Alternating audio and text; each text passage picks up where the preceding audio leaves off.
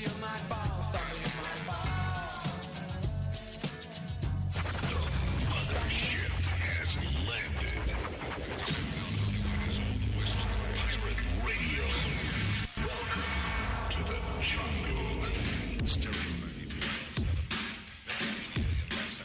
Ladies and gentlemen, live from the broken down, low-rent, sleazy, double greasy Pirate Radio Nut Hut Studios, it's time for the very first ever Southern...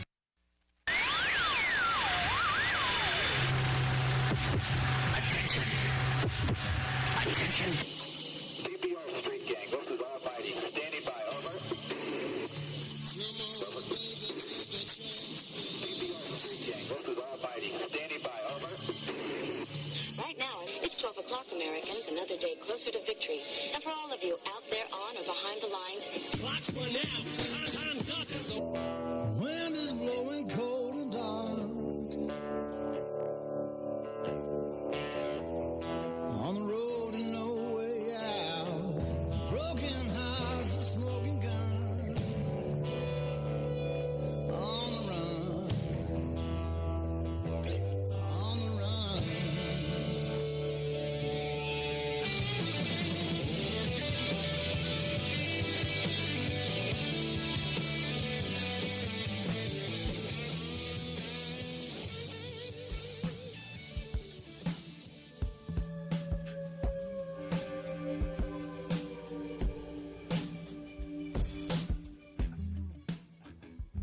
Welcome, Clyde Lewis listeners, to Friday night.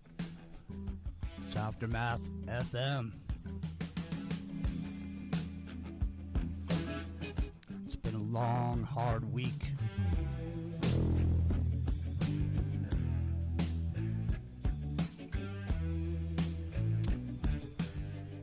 But we made it. We're here. And, well, my name's Jimmy, and I'm your friendly announcer tonight, right here, right now. I might not be Mr. Right, but I'm definitely Mr. Right now, and Into the Microcosm is on the air.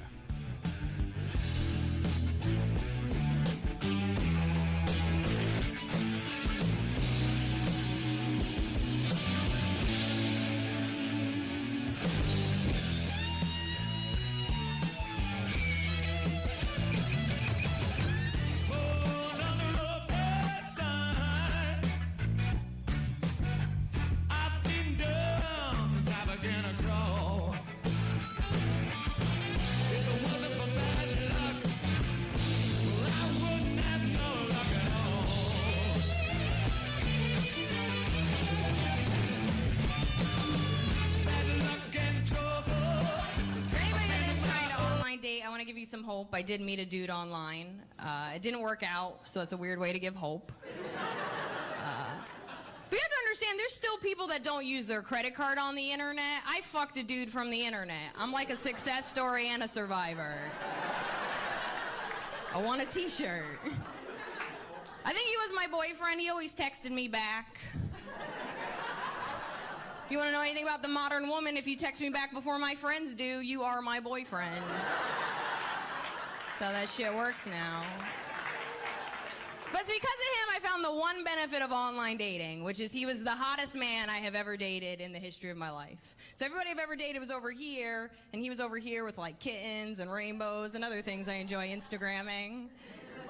And it's strange because I think most people know that when you meet somebody in person, you connect. And it's through that connection that you build an attraction. And it's through that method of dating that I have accidentally dated a lot of ugly men. But you can't do that online. There's nothing to connect with. If you've never online dated, this is exactly what happens. You go through a really bad breakup and you're single for like a year. And you get really sad and your friends are like, oh my God, you're so sad. Maybe you should do that over there with the other sad people. So you make new friends and they introduce you to online dating even though it's never worked out for them. So you go home, you make a profile, you cry, and you judge the shit out of people. You do, it's really easy. You go, oh, those are your eyebrows? I'm not doing that. I take care of my face, maybe you should take care of yours. Oh, you mountain climb, that looks really fun. I'm not doing that. I don't have the energy or the time or I'm not gonna fuck you and then mountain climb, that's a really long day. Right? I'm not doing that.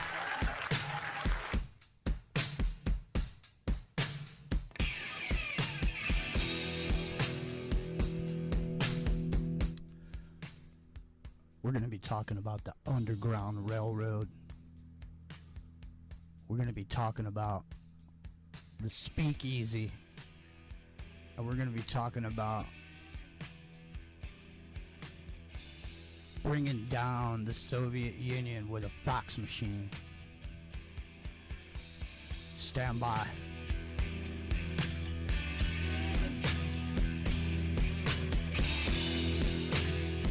It's Aftermath FM.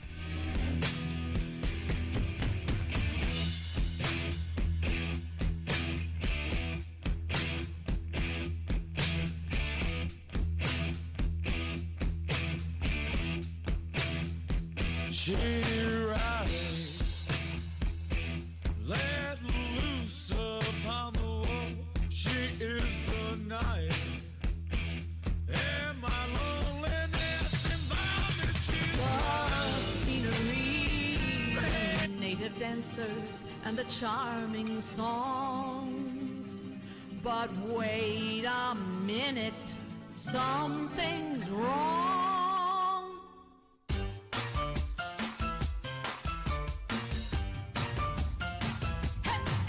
Now it's a mambo, mambo italiano, a mambo italiano, go Joe. You mixed up Siciliano, you calabrese, do the mambo like a crazy, and a mambo, don't want a tarantella, a mambo, no more a mozzarella, a mambo italiano, try an enchilada with a fish, a bacalao, and a gumba.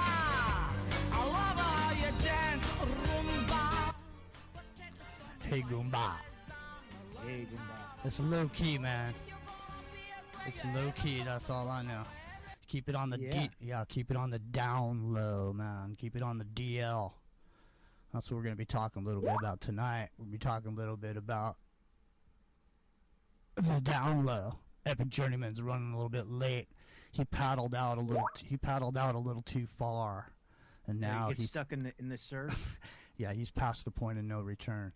That's the thing. Once you get a certain distance, then there's no point in going back. You just gotta keep going. So he's gonna be here in a bit, but in the meantime, my name's Jimmy, and that is Rockin' Rio over there. And a little bit later on, we're gonna be getting into Rockin' Rio's reverse perverse circus, and we'll be taking apart some of these characters parading around on the stage, acting out the script, and appears the script runs in reverse as well. So you're not only getting it forward, you're getting it in reverse at the same time. It's unbelievable, man. It's unbelievable, Riva. Yeah, I got some good gold on the old Dr. Fakey. Yeah. Yeah. Well, it's interesting, man. The other night we were talking about the exchange that went on between him and Rand Paul, and somehow somebody was like insinuating that I was for Dr. Fauci. I thought that was kind of funny. And just because I was mentioning some shit about Trump, I have Trump derangement syndrome also. I just wanted you to know. Just in case, I mean, if you see me, going frothing out the mouth or whatever, it's, just make sure you get me back in check there, Rio. You mean you don't believe that the Savior King is coming back to save America? No. Again? No. Anytime in the near future? I mean, he only missed the date. Let's see. He was supposed to win in November. Supposed to stop what happened in January. Supposed to come back in March. Supposed to come back again at the end of April. Was supposed to come back. What was it, July 3rd or July 6th or something? When was that? He keeps when was missing he his supposed to appointments take over come the back and save us. I don't understand that. I don't know, but wasn't he supposed to take over the airwaves too, and then just do like the emergency broadcasting system and just go, ladies and gentlemen, I don't know, man. Anyways, there it is. For whatever reason, look, it doesn't matter. We merely point shit out about what we see. I'm not neither. And if you need to know, I mean, I'm just saying on a need-to-know basis, I voted for Trump, okay? So I don't have Trump derangement syndrome, but it doesn't matter if I did too the first time around. Yeah, so I mean, even if I voted for somebody and I don't like what they're doing, I'm still gonna call it out, man. Don't try to play little punk games and talk a bunch of nonsense. So anybody can talk whatever they want. So if you wanna, if you wanna get political too, if you wanna bring up a political discussion, we're more than happy to do that. And you can call us, if you want to, at 626-999-4761. And we can turn the show political, but we just don't really do political. Mostly what we're looking at is what's going on, and so we don't have an axe to grind one way or the other. So in any event, I don't even know why I went down that road, but in any event, I did. But here we are now in Rock and Rio. So we're finding ourselves in a position now here in America where it's kind of a little bit unnerving, because it's starting to look like people that are not willing to do what people want them to with their body, that they're being turned into outcasts, criminals, killing grandmas, this type of thing. Real. What do you think about what's going on? Because I saw this thing the other day about a lobotomy. Have you ever seen what a lobotomy is? Like, have you ever seen what a lobotomy is? Yeah. Well, have you ever seen a drawing of it? Like when it was? No, I don't think it looks exactly like what you described that you experienced when you went to that facility. It's like a long thing that was jammed up your nose into your brain. And you experienced that particular thing, didn't you? The long thing jammed up your nose. I always thought, like, for doing the lobotomies, like the old school lobotomies, they drilled a hole in your head and like plucked out little pieces. Well, yeah, they just pluck out the pieces through your nose hole and pluck it out. That's how they, without the skull drilling, with all the nasty Black & Decker dome peeling and all that. All you got to do is just right up the nose there. But anyhow, I noticed it, and it reminded me of what you were talking about the other day. Anyway, I don't even know why it popped up, but it was a drawing of the original patent for this tool to use in a lobotomy, and it was showing the skull and the face, and then the nostril and the thing going up there. So it made me think of what was going on with you the other day, and then there's been all over this place, man. It's been like one thing after another for anybody who has a right-wing idea, or somebody who might be conservative, somebody who might believe in Jesus, somebody who might be a Christian, all this, or somebody who might feel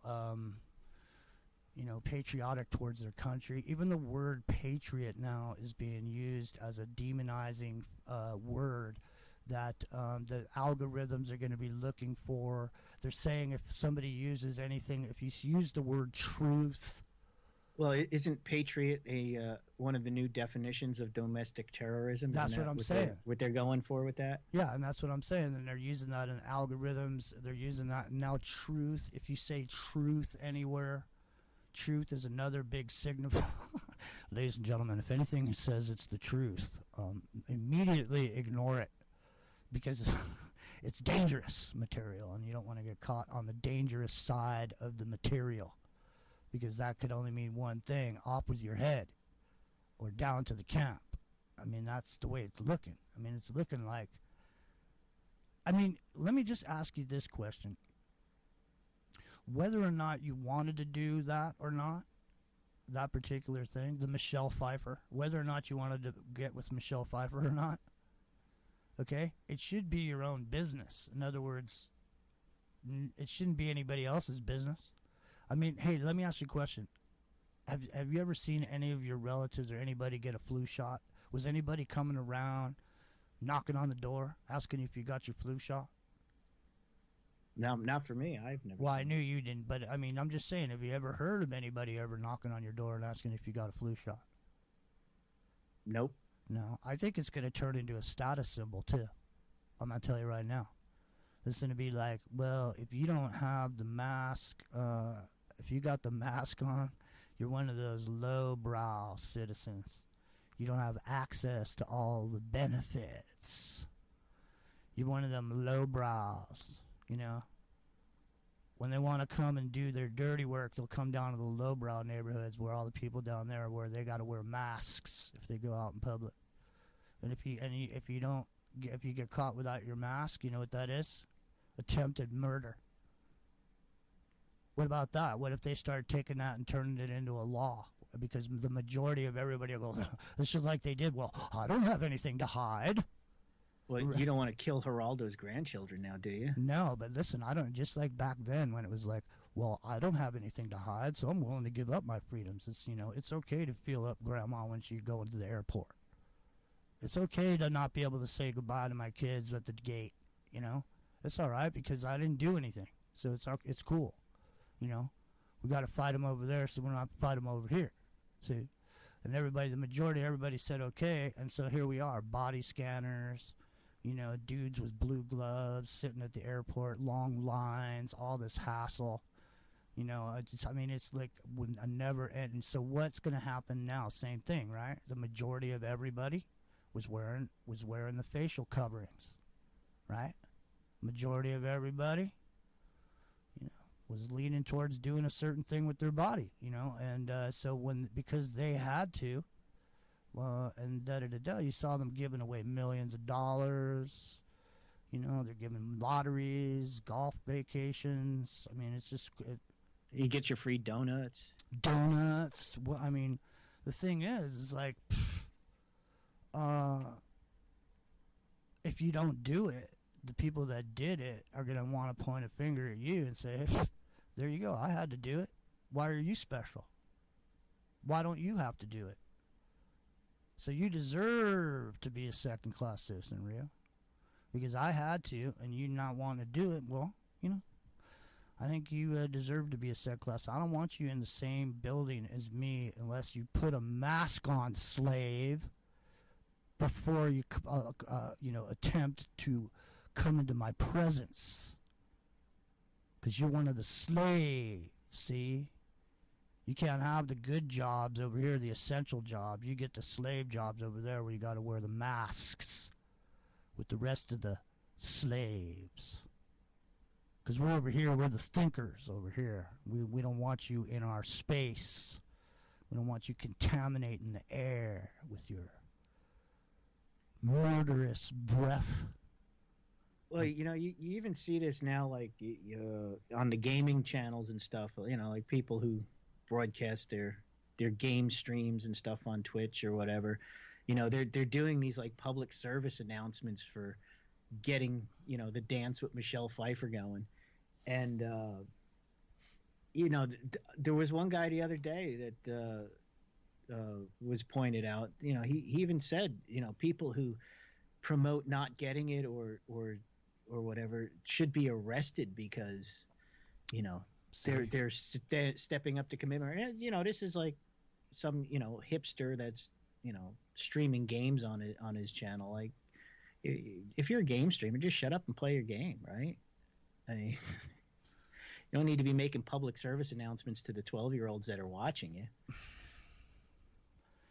It's gotten to a point where it's out of control. I'm telling you, very soon, I think it's looking like it'll be almost impossible for you to move around in any kind of way without being able to prove it. All right? And so, you know, right now maybe even driving from point A to point B, or getting on a bus, or getting on a train, or getting on a plane, or going down to work, or any of these things. What if it all becomes necessary for you to have that passport now? Doors don't. That's what they want to do, right? You won't. You're not going to be forced to take it, but you know, if you don't take it, you can't go to the bar. I mean, they already started this in France, right? You can't. They're making it a rule. You're not going to be able to go to a bar or a nightclub or this public concerts or public venues unless you have it. Mm-hmm. You know, then the next step is you can't get into the airport or the train station unless you have it. You know. Then you can't go out in public unless you have it. Well, you can see why the people in France are out in the streets, right? Yeah, absolutely. And in all honesty, I'm really surprised that that's not happening here yet. Not the rules, but the protest. I mean, just look at the amount of protests going on over other things. Why is nobody out there really protesting being forced, or maybe not quite forced, but severely pushed in the direction of Dancing with Michelle? Well, what's going to happen when that happens? Are we going to be able to, that's why we're bringing it to the table tonight. We're going to call it out first here on Into the Microcosm, AfterMATH.fm, immediately following Clyde Lewis right here on Ground Zero. We're going to bring it out just like we've seen in the past. Malcolm X was right. Russell Means was right. The Native Americans had it right all along. They were on the reservation. You didn't care. No one cared. They were trying to tell us, and now the whole America has become the reservation, just like Russell Means said. And just like Malcolm X said, everybody's on the plantation. You know what I mean? There's some people, there's some middle managers, the house managers. And then there's are you in the house or in the field? Yeah, I'm in the field, man. And a lot of us, most of us are in the field. And at least anybody around here, don't say the dirty word that'll get you algorithmed out. Truth. Or don't be a patriot. Or don't say vaccination. I'm just saying that all, but I'm on YouTube, so I'm just saying that all. Just to show you, you'll still see that video there tomorrow. The only reason you won't see it is because I'm probably going to play some music. And the only thing that YouTube cares about is what music I play. Other than that, they don't care what I say. My videos are all still there. You can go look at them. But anyway, that's a horse of a different color now, isn't it? Mm-hmm. But listen, so there's been a few times in history, and one of them was there was people that weren't okay with being slaves, and they just wanted to GTFO'd and get out. And so what happened was, over time, they developed this way for slaves to escape. It's called the Underground Railroad. So, I'm sure you've heard of it before. It's late night radio tonight, and just in case you forgot, the Underground Railroad was not a physical railroad, but rather a secret system of paths, safe houses, and people that helped slaves escape from the South in the years before the Civil War. It likely started up around 1830 and continued until slavery was abolished in the United States in 1865.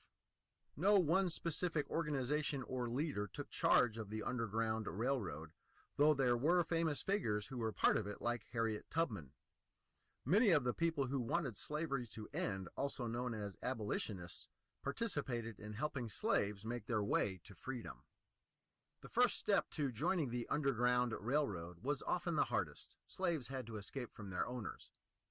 Getting caught in the act of trying to escape could cost slaves their lives. Once they did escape, slaves needed to safely find a conductor, which was someone who would escort them out of the South. Because it was dangerous to openly speak about the Underground Railroad, common railroad words and phrases were used. For example, cargo meant slaves, lines referred to escape routes, and a station was a safe house. Being a conductor was very dangerous. Conductors were often also escaped slaves, so returning back to the South meant they were risking their own freedom to help other slaves. One of the biggest challenges in the Underground Railroad was communication. It was illegal at the time to teach slaves to read or write, so most were unable to understand written directions. To overcome this, secret codes and symbols were created to give slaves directions and help them know which way to go. There were also secret symbols.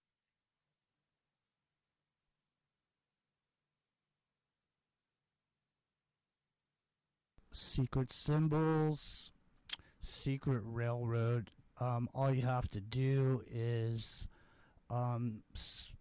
take out the word slave and put in the word unvaccinated.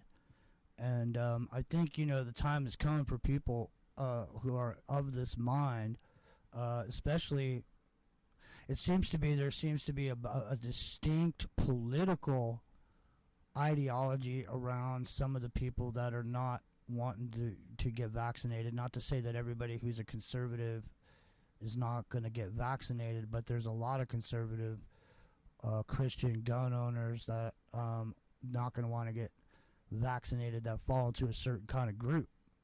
You know what I mean? And I think it's time that, like, people who fall into those groups, and the people that listen to Clyde Lewis and Ground Zero and shows like ours, and Billy Ray Valentine and David Knight and other people here on the network, maybe time for you to start thinking about, we've talked about autonomous communities in the past, but I think maybe now it's coming a time where people might start thinking about forming these loosely knit groups of people that can come together in the event that something happens, because I think moving from point A to point B, like I said, in the future might not look like it looks now.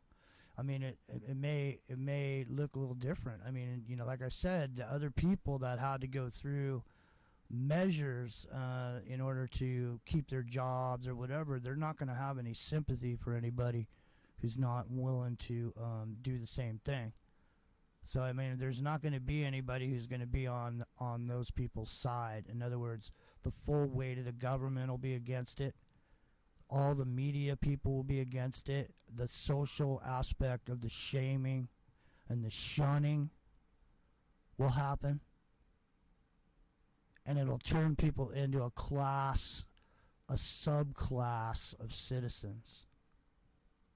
Real. What do you think about that idea? Because, I mean, it's seeming like it's becoming a reality, man, right before our very eyes, because of all the language that's gone on over the last week, stuff that's gone on over the air. And I know you have some of it for later in reverse, but I mean, some of the straight out conversation that's happening out over the air about people who are not willing to get vaccinated. Go ahead. What do you think about it, man?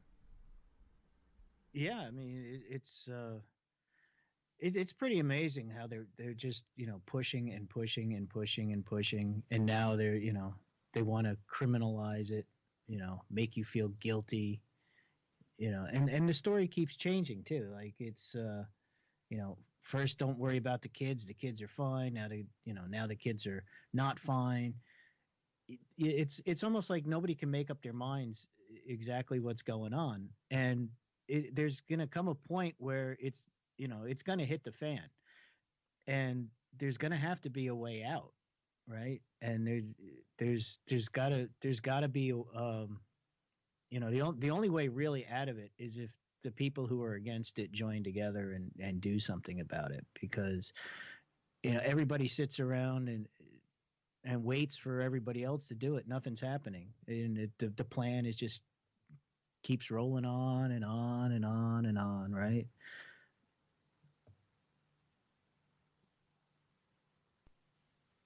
Hey, man, whatever's going on over here in my chat room, nobody's censoring you. I didn't do anything. You can say whatever you want to say. But here's the thing, man. What's your problem? So this problem is that I'm not censoring you. Somebody else in the room is censoring you. So that's your problem, not mine. I'm not censoring anybody. You can say whatever you want to say over there.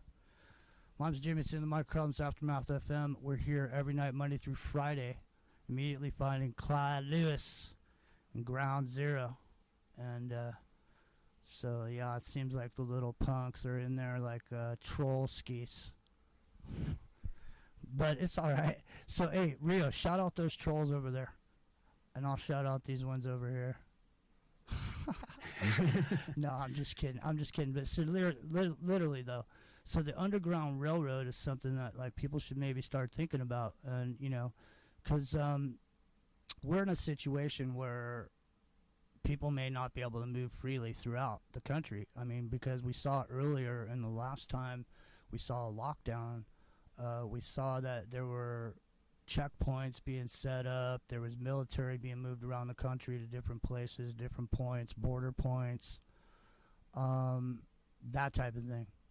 So when you were gonna go down and visit your mom and you thought about maybe driving, and then you decided no, I'm gonna fly, and they said, well, if you fly, when you come back, you have to do the testing, or whatever. Did they tell you ahead of time that when you came back, you'd have to wait or be in a period of time where you couldn't leave your house? Because did you have to decide before you left that when you came back you would have to sit at home for 30 days or whatever it was? Oh no, well they tell you that depending on where, and the rules keep changing, especially over here. As kind of at Cuomo's whim. Well, it was Cuomo, Murphy, and whoever the guy from Connecticut was. All three of them kind of got together and did their, teamed up on the thing. But the rule is that depending on where you were going, like when I went to Texas, it wasn't really a big deal. Didn't have to quarantine anything. But to come back to New York after being in one of the forbidden states, you had to take a test before you got on the plane. Within 48 hours, you had to have a negative result within 48 hours. And then you could either subject yourself to the full 12-day quarantine or 10-day quarantine. They bounce that around different numbers too. Or on the third day of your return, you could take a second test. So if both tests were negative, they would let you out early. But of course, they don't tell you that on the third day, when you take your second test, it's going to take 6 days to get the results. So you're still in quarantine for a minimum of 9 days out of the 10 anyhow. But so it was kind of like you're going to be locked down for a week and a half, whether either way, whether you like it or not. If you didn't take the test before you came back, then you had to do the full 14 days of lockdown before you were allowed to go back to work or whatever. Now, and you had to. That was the whole thing with the airport, is I didn't fill out the form, and you had to register with the New York State Department of Health that you were out of state for more than 24 hours, and they would send you text messages literally every 2 to 3 hours asking you if you had any symptoms, do you feel okay, until after the official result came back on the 9th day. Every 2 hours, all day long, I got text messages asking me if I had felt any symptoms, do I still feel okay, or have I seen a doctor, am I obeying my quarantine, the whole bit. And it was really getting to be ridiculous, to the point where, and the thing is too, if you don't respond to them in a certain amount of time, they send you more messages. And then they warn you that they could send someone to check up on you. They would send a Department of Health official. I didn't have that, but I have heard of that, where if you ignore their questions every 2 hours, they will send somebody to check up and make sure you're actually staying at home. And they will fine you. I think the fine was $10,000 if you violated the quarantine. So, well, during the original Underground Railroad time, the thing that was different, a lot of obviously there's a lot of differences, but one of the main things is that there was some place for the slaves to go to be free. So in other words, they felt like if they got to the northern states, once they got to the states, they'd be free. But there has to be some place where people want to keep their freedom, keep their liberty, and be responsible for their own medical decisions, and that's private between them and their doctor. Maybe they don't want to be a part of this other system. Is there's going to be some place for people to go? Because it doesn't seem like in America there'll even be a place to go. I mean, the only thing an underground railroad will be able to do in America is help you get out. Because I don't think there's going to be, you can't go to Canada. I mean, a lot of people went to Canada. The slaves did when they were, escaping. Some slaves went to Canada. Some went to the northern states. But where could people, do you think, go? that people went to Canada during the Vietnam War too, because they didn't want to be a part of the draft. When they're trying to get out of the system, they went someplace else. But what if there's no place else? Where is there else to go? Can you think of any place? I mean, I know immediately you would say Texas, right? Yeah, but Texas is starting to turn now too, because all the people leaving California are going there. Yeah. And it's becoming not quite the haven it was a year ago or so. No.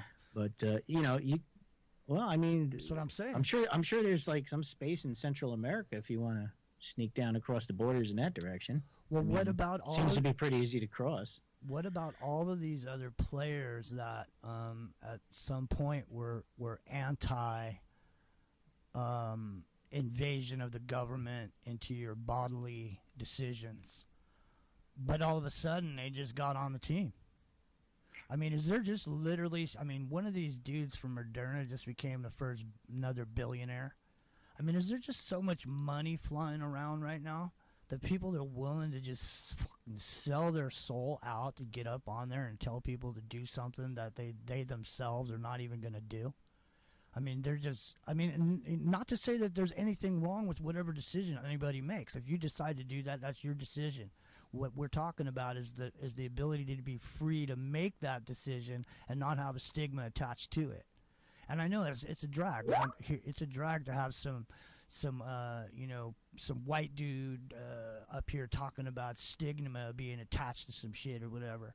You know, there's been stigma attached to being of color. There's been stigma attached to people's religions and all this. And people have been living with that for a long time, and I get it. But what I'm saying is there's going to be a second class of people even under the underclass, man. It's going to be every king shit of Turd Mountain will have somebody to shit on, and it's going to be the people that didn't want to do it.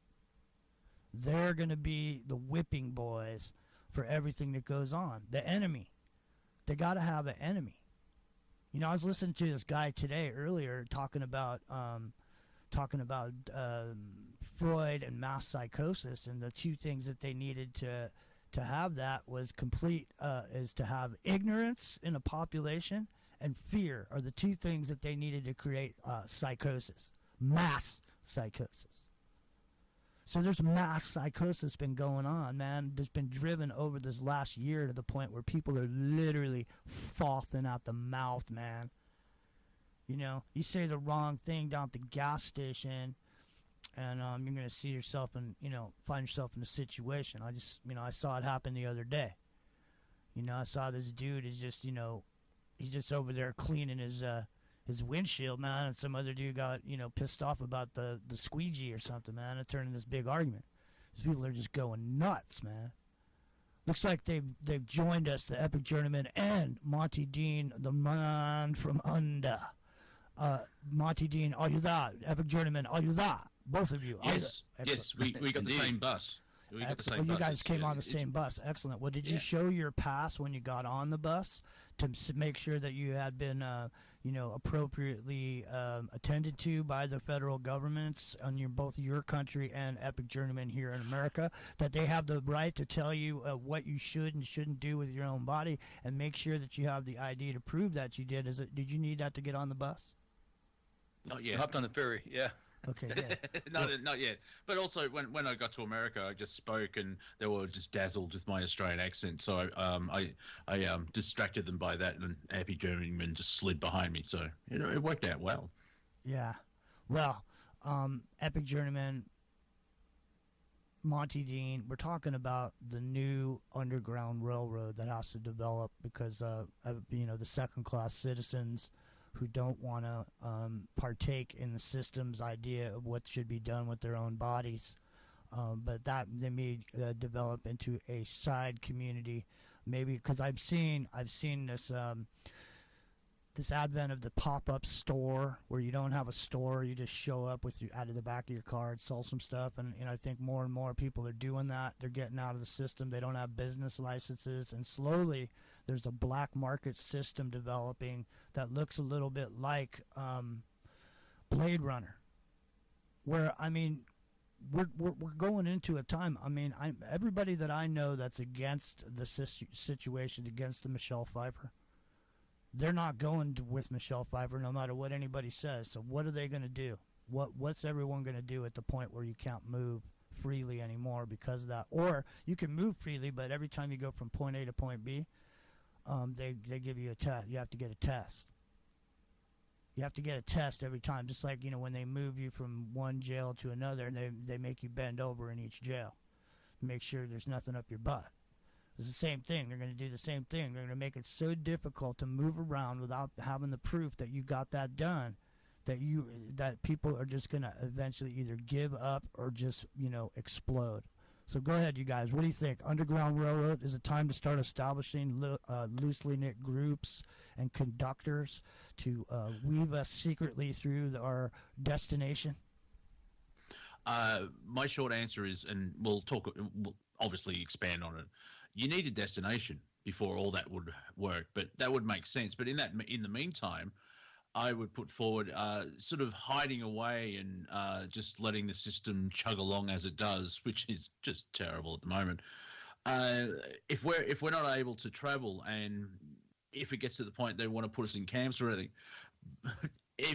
that's not a good outcome. But in parallel with that, they'll still have lockdowns and deaths, and if all the unvaccinated are known and they're all in one area, how are they going to justify for everyone else when they're still having deaths from whatever's happening? You understand what I mean? Where it's like, if the same scenario keeps going, because like here in Australia, I think Queensland's in restrictions and everyone else is basically in lockdowns. Sydney seems to be going through its Melbourne moment, Melbourne being last year.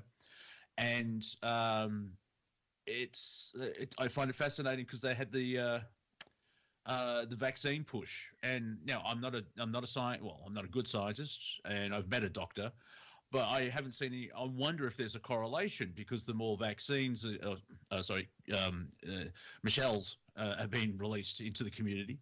If there's a correlation with that, because if you notice, they're not telling people that have tested positive to COVID if they're vaccinated or unvaccinated.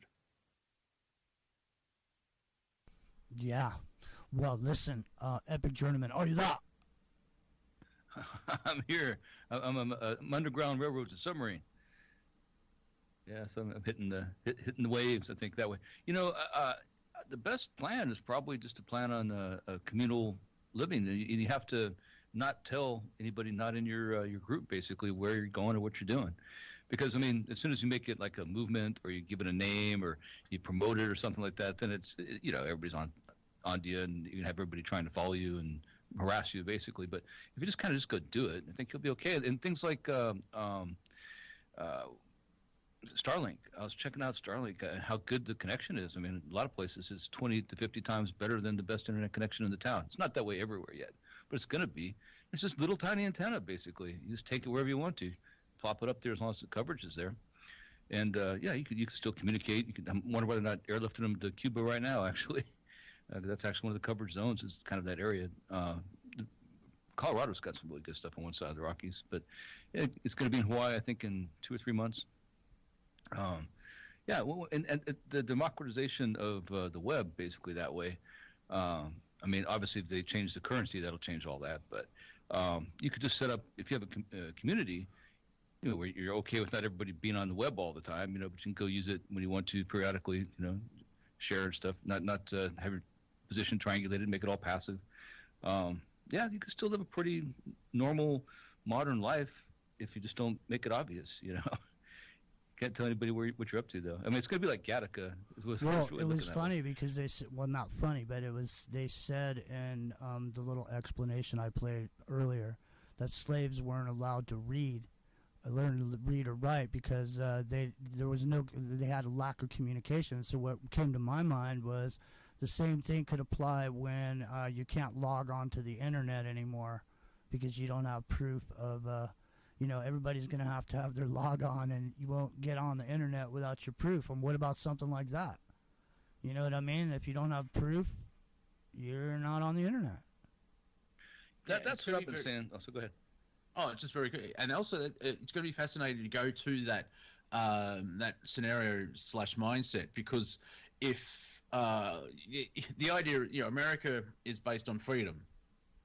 Bear with me, but if you go into that totalitarian structure, that idea has to be given up. And what, in 15 years, where COVID's been eradicated and they've still got the framework in, you're going to have people rebel, because we humans, we love our freedom.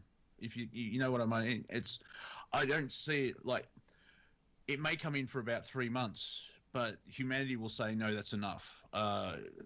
If you look at all the regimes through history, they've been crumbling down. I don't know the timeline though, but that's what I just wanted to share. Well, listen, another thing that came up in my mind when I'm thinking about this subject was when alcohol became illegal. In the roaring 20s, the last roaring 20s, alcohol was illegal. And, but there, whenever there's something going on and the government's doing something, the people seem to develop their own little way of getting around it. So, and one of those ways was something called the speakeasy, which was you could still go down and party, and maybe there's going to be bars where you can go for just the unvaccinated can go to these special bars. Mine's Jimmy. It's in the microcosm. We're talking about the new way we may have to live in the near-term future. If you don't wanna get the vaccination, you may have to find a way out of America. But where are you gonna go? That's the question. Well, I don't know, but first thing first, let's go to the speakeasy. Who's that whispering in the trees? It's two sailors and they're only pipes and chains and swinging hands. Who's your daddy? Yes, I am. That cat came to play. Now you can't run fast enough. You best stay away when the pushers come to shove. Zoot, riot. Throw back a bottle of beer. Zoot, riot. A bullet home through your cold black hair. Zoot, riot. Throw back a bottle of beer. Zoot, riot. A bullet home through your cold black hair. Blow, daddy.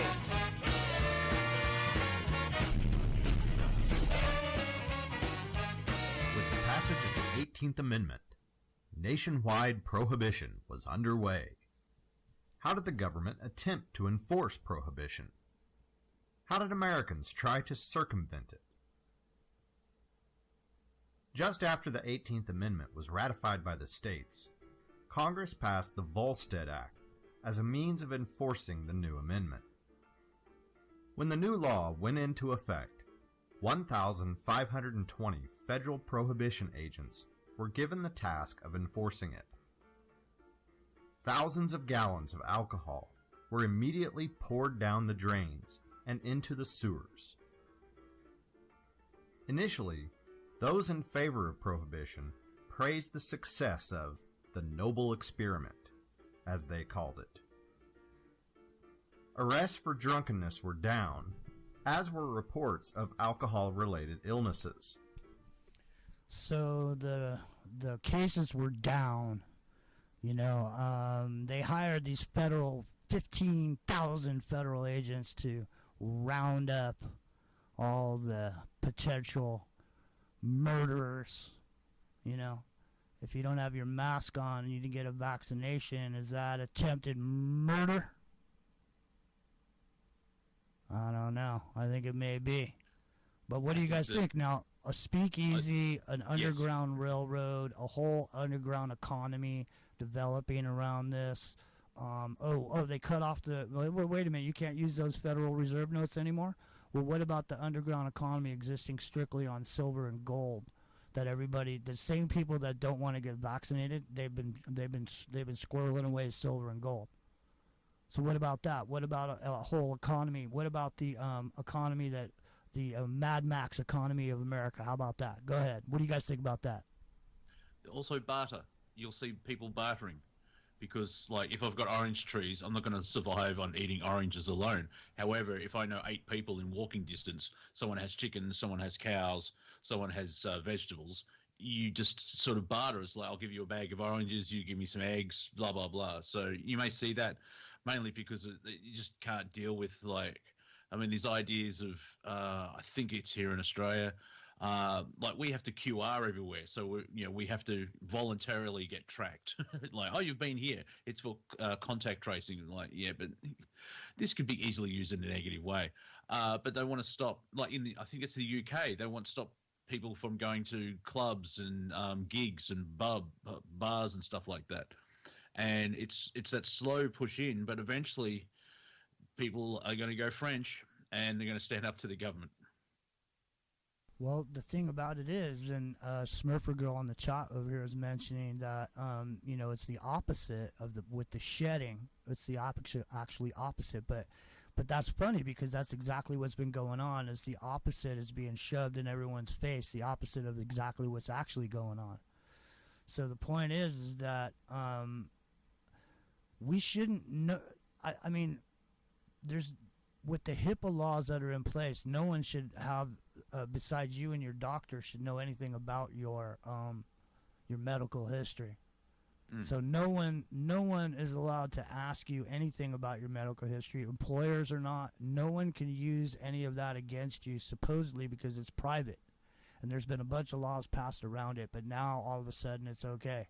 Now all of a sudden, you can just ask somebody about what they did or didn't do at the doctor's office, and none of their business, technically.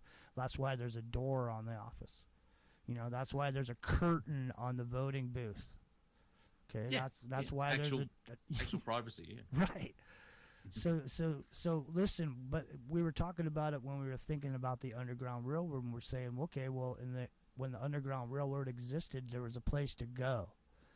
Slaves had a place where they could go be free. Is there a place where people can go be free to decide what they want to do with their bodies and then use its Underground Railroad system to get out of these countries like yours and some of these other ones that are, Canada is another one that's really acting a fool, and some say are really, Bruce McDonald has an idea that, Canada may be setting the tone or blazing the trail for Biden as far as what's going to actually happen in America. Go ahead. I would say, well, I don't know of anywhere at the moment. Now, last year, I would have said, 4 different countries, 3 of them in Africa and maybe Haiti. But the thing is, that's because their presidents of the 4 different countries said, we're not going to do this COVID vaccine thing. Unfortunately, they're all dead now. I wonder if there's a connection. And so it is that global thing. Like, unless you go to outer Mongolia or like the northern tip of Canada or the North Pole, South Pole, you'll no chance of getting there. The Philippines used to be a great place to go and hide, but the guy there's gone nuts and is all pushing the whole thing. I think where the line in the sand's been drawn, and I'm sure humans will adapt and find a way. But at this moment now, it's 4:24 in the afternoon, Saturday here in Melbourne, Victoria. I think humanity's got to stop running and turn around. And sort of go, enough. Well, that's because the thing. There isn't Mars. Do we become a billionaire and build a rocket? Well, yeah. I mean, the thing about it is where do we go from here? In other words, if their line is in the sand, and there's going to be a fight, the majority of the demographic seems to be on the side with the government. So that the other side that is not on that side seems to be the minority, at least in America. Because I don't see anybody outside standing up. Anybody that does stand up, like for example, there was a dude down here, Santa Cruz, he got thrown in the Hushkow, and they left him in there without bail while they tried to decide if he was sane or not, because he was having demonstrations, and the people that were demonstrating didn't have masks on. They said he was demonstrating against masks, but he wasn't. He was demonstrating, and then he was showing that these people weren't wearing masks and they weren't getting sick. So he had nothing to do with the mask, but they made it about the mask. Then they threw him in to the Hushkow, and left him in there without bail for a couple of weeks. There was a whole thing that developed around it. People were trying to help get him out, trying to make phone calls, all this stuff. But I'm just saying, and they make examples. Go ahead. Yeah, to add to that, with protesting, now because the planet has different time zones, just work with me here. Here in Melbourne, like 4 hours ago, there was actually there's the Freedom World Rally Day. So I think in the United States it will probably be happening in I'm going to say about 8 hours or whenever Saturday at midday. And I saw on my Facebook acquaintances, like, they had a photo of the crowd, and they're the ones who believe because these people are protesting without masks and social distancing, it's going to make it worse. And like, I'm not involved, but there are the opposition to the medical tyranny is growing, because after 18 months of all this stuff, we can see what's real, what's been blown out of proportion, and which is basically lies. And it's not really conjecture, but we're trying to figure out, like, is it depopulation? It's this, and this. The one thing that we can definitely say 100%, because they always want depopulation, because it's all about money. They won't have to pay out pensions and social security. Basically right now it's a cash grab, and that's why they're trying to sell the vaccines, the vials. Isn't that weird, that word vial? Yeah, well, because it's vile. Kenny just said a guy in South Australia got 6 weeks in jail for refusing to wear a mask about a month back.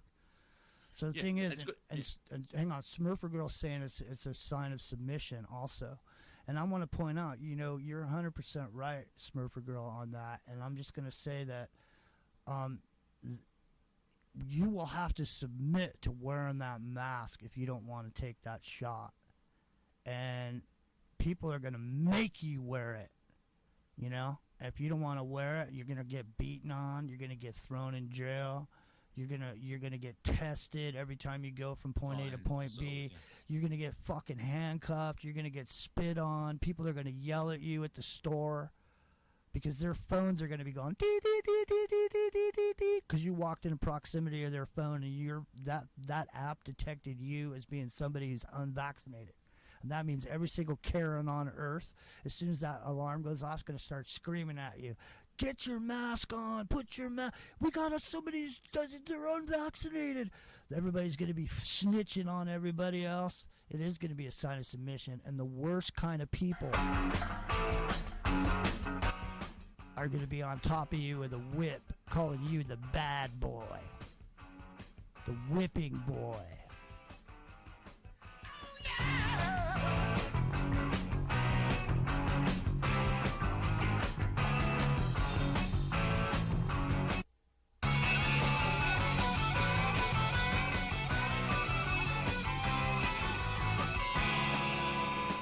It's AfterMATH FM. In Times Square now, people do the poker submission. This New Year's Eve was the final barrier submission. We took you up and we put you in the backseat submission. From year to year, we looked up for the venture submission. Dominance. Submission. Dominance. Submission. Dominance. Submission. Dominance. Submission. Dominance. Submission. Dominance. Submission. We got a caller, 619. Who are you? Where are you calling from? It's a regular girl. Hey, I'm calling from San Diego. Hey, you're pissing me off. I am. Hey, regular, what's happening? So, you're pissing me off. You're pissing me off. That's why I had to call. Okay. Go ahead. Nobody's making me wear the fucking mask and beating me into submission. And well, listen. If you're not willing to go along, if you're not one of the people willing to go along to get along regular, have you thought? I mean, we're trying to come up with ideas about how to get around the system in the future. So we're putting a few of these ones that have come across the line before, the Underground Railroad, the Speakeasy, where we could all just go and sit back and have a drink and not have to worry about anybody coming in and, inflicting anything on it. This kind of thing. Where are we in America where we have to even have this discussion? I mean, your business is yours and mine is mine, and as long as we don't interfere with each other, we should be free to do what we want, right? Right. I do have some thoughts on it. I have some thoughts are sneaking in tonight, to my mind tonight. That and it has to do with, I think, perhaps a vibe, having a certain vibe about it. Like I'm noticing. Well, here's how I deal with it. Okay, and now I'm someone who has a lot of health challenges, and why I'm bringing that up is because I have actually had to go into the hospital a couple of times recently, and I'm bringing that up because what I want to say about it is I have actually not had a medical professional, a doctor or a nurse, when I'm in these situations, tell me to take a vaccine. When they ask that question, yeah, that's right, because I'm going somewhere with this. Where we're really hearing about this is through the advertisers, through the social media, which is run by advertisers. Really, it's just another way to say it. I'm saying it in this way. I'm saying it. I'm calling it through the advertisers. I like the way. Now these days. Go ahead. No, I'm just saying. I like you calling it out how it is. That's exactly all Facebook is a marketing tool. But go ahead. And I'm a little older, so maybe I'm 66. It is exactly how old I am, so that it's relative. Age, age is and time are relative terms. But perhaps I've been around, a while, so that I've seen lots of these advertising campaigns. I've seen them I've seen them sell us things like rocks, pet rocks. Yeah. And advertisement's a powerful tool. These guys have they have a smoking cigarettes. It can do all kinds of things, advertising. It's just amazing. Film and TV, it's music. These things are powerful things, see? And so just because right now, in this time and space and in this moment, it does seem like we have to. I've been noticing, actually, we don't. In fact, here in California, in some of the stores, in many of the stores, they've changed the signs to say vaccinated customers or non-vaccinated customers wear masks. However, nobody's asking for any kind of proof of anything.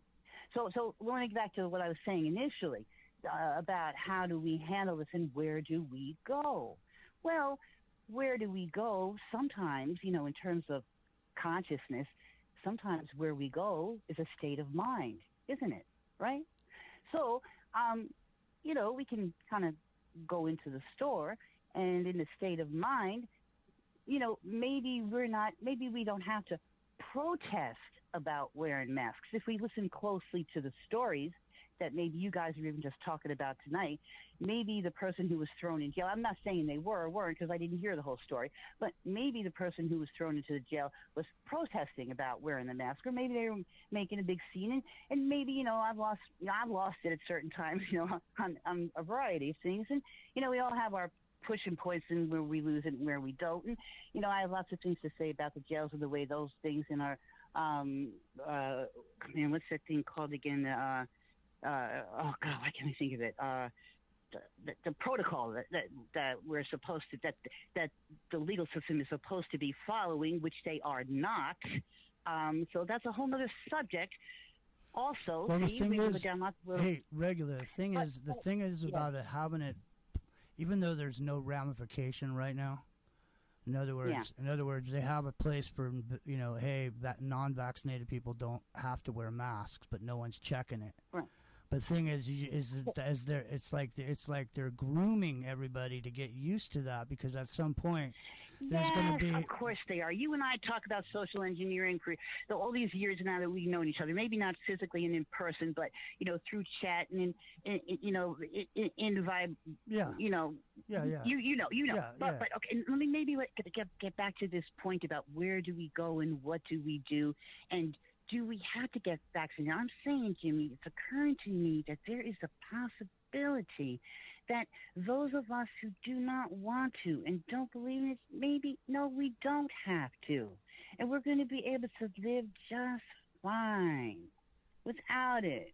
And that this idea that we have to is, once again, one of those socially engineered marketing tools. It's just a big rush. It's just a big wave right now because that's what they're selling right now. Mm-hmm. But just well, chill. When people, okay, because I'm telling you, the medical people. Yeah. Okay. So listen, did you see the story that's running around about Kaiser Hospital? That Kaiser Hospital right now is that there's a whole bunch of doctors over there that are saying that they don't want to do that to anybody. That they're leaving the whole facility. They're quitting, is what I heard. Over 400 doctors. But I can't prove it, and it's just a rumor at this point. So it's not substantiated. But the thing about this is that we, as a collectively, as a country, have been fragmented to the point where this kind of thing is possible in here. And when people start dropping dead in the streets from whatever strain it's going to be, the Delta strain, the Lambda strain, you're going to see every single last holdout on the vaccination thing run with their arm out begging for a vaccination, and there won't be any more. That is, and that's just. I don't know about that. You know what I think something that's perhaps bigger on the forefront of something that has to do with chemicals and consciousness and pharmaceutical companies is something called meth, something that has to do with the psychedelics, because this is very real, and that has been being tested in the Food and Drug Administration, and it's very close to being legalized. And there are numerous articles and scholars that have been on YouTube and podcasts like Lex Peterson and Jordan Peterson and Lex Friedman recently, and YouTube is not knocking them off because this is real information, and these psychedelics are helping people in the health industry, and people are going to start to ask after a while, hey, how come the drugs that Big Pharma said were okay, and really, because this is related to vaccination. See, vaccines is the only drug that did not have to go through the FDA, right? This is going to become an issue. Well, it already is. There is so much money flying around about this vaccination and these companies. There's a dude who's going around right now talking about the patents and when they happened for a lot of this stuff. So, at first there was only one player that was going to be Pfizer. And then all of a sudden, there was some people that quit over at Pfizer, high up. And when I saw it happen, I immediately assumed it was because they knew some people were going to die and they didn't want to be around and be responsible for what was going to happen, when people started suing the company. So they got their money and got the F out. Okay, but then all of a sudden you see these other players, Moderna, all these other players start to jump in the mix. And that's because this shit was already developed a long time ago. So the thing is that now countries have been, like, Biden is going around giving away doses at the tune of trillions of dollars, literally around the world. So the thing is, to me, did you hear Mitch McConnell? He said, we need to get these shots in these arms as quickly as possible. The only thing that's keeping us from a pandemic is a pandemic between the unvaccinated. It's 97% of the people in the emergency rooms are unvaccinated. Yeah, well, that's their mission. You know, they're selling. That's their mission, is to sell that drug, and they've got to do it. They're doing a they're good. gonna do. They're doing a good job of it. They're selling it, and they are winning the hearts and minds of Americans because people who had to do it because they have to go to work, people had to do it because they had to do it, people had to do it because they got an older person in the house, people had to do it because they made their mind. People are in other countries and there's socialist medicine there where if they're told to do it and they don't do it, then they will never have any more free medicine anymore. So there's other... Is it, or is it because they have control of the media? Well, I don't know. It's the control of the media. I know there's people getting vaccinated, so it's not a matter of whether they're selling it and it's not getting sold. People are getting vaccinated all over the place. No, I said is, but yeah, right, it's working. I mean, they are selling it, and I said, but is it working? Are they selling it? Is their sales pitch and their sales scheme working because they have control of the media? Of course. You just. It is, right? That's how they sold everything. Right. That's why people are. I mean, that's why the demographic is there. It exists because of the filter bubble created by the media. People that sat there on their couch 24 hours a day. Like, remember when 9/11 happened? They just showed that shit over and over and over and over and over and over and over and over. So the same thing with this. Only the whole time everyone was locked down in their house, being restructured. You know, having your habits restructured. Right. So they were getting hammered on every single channel about how dangerous it was and how this and that and another thing. And then people were told, well, if you want to be free again, all you got to do is just come down and, do this. And so lots of people did it. Now here I'm in California, up here, Northern California. I know you're down south. I noticed today when I was at the grocery store, they took all the markings off the floors. And they took all the plastics away from the front. Yeah, they changed them. Yeah, they change it, right? They change it up. Well, that's part. I mean, in terms of like behavior modification and operant conditioning, that's part of operant conditioning. If you like to change it up a little bit, that makes it more powerful, actually, the operant conditioning. But I wanted to ask you this, Jimmy, because you are aware of the social engineering, So when because there isn't. So you and I both know this, right? We know, and others too who are listening to this. We've become aware that that's what it is. That it is the programming. That's what's doing it to us. And I think I think the psychedelics are a part of the Enlightenment, because that's when I had my first psychedelic experience, and friends of mine who did also, and there were others around the country, around the world who did as well. There was that part of us that did somehow organically want to turn off the TV. You talked about that. You've covered that in your shows, didn't you? That the establishment had an awareness of that. They said, "Uh-oh, bad move here. We made a mistake. Bad move here," right? So we know that. So there's this part, with what we're talking tonight about these vaccinations. There's this part of us that says, if we know this, isn't there some way that we can get out of this by knowing this? I don't see it. I mean, I know it. There's no way the thing is, look, for the most part, I'm not a reactionary.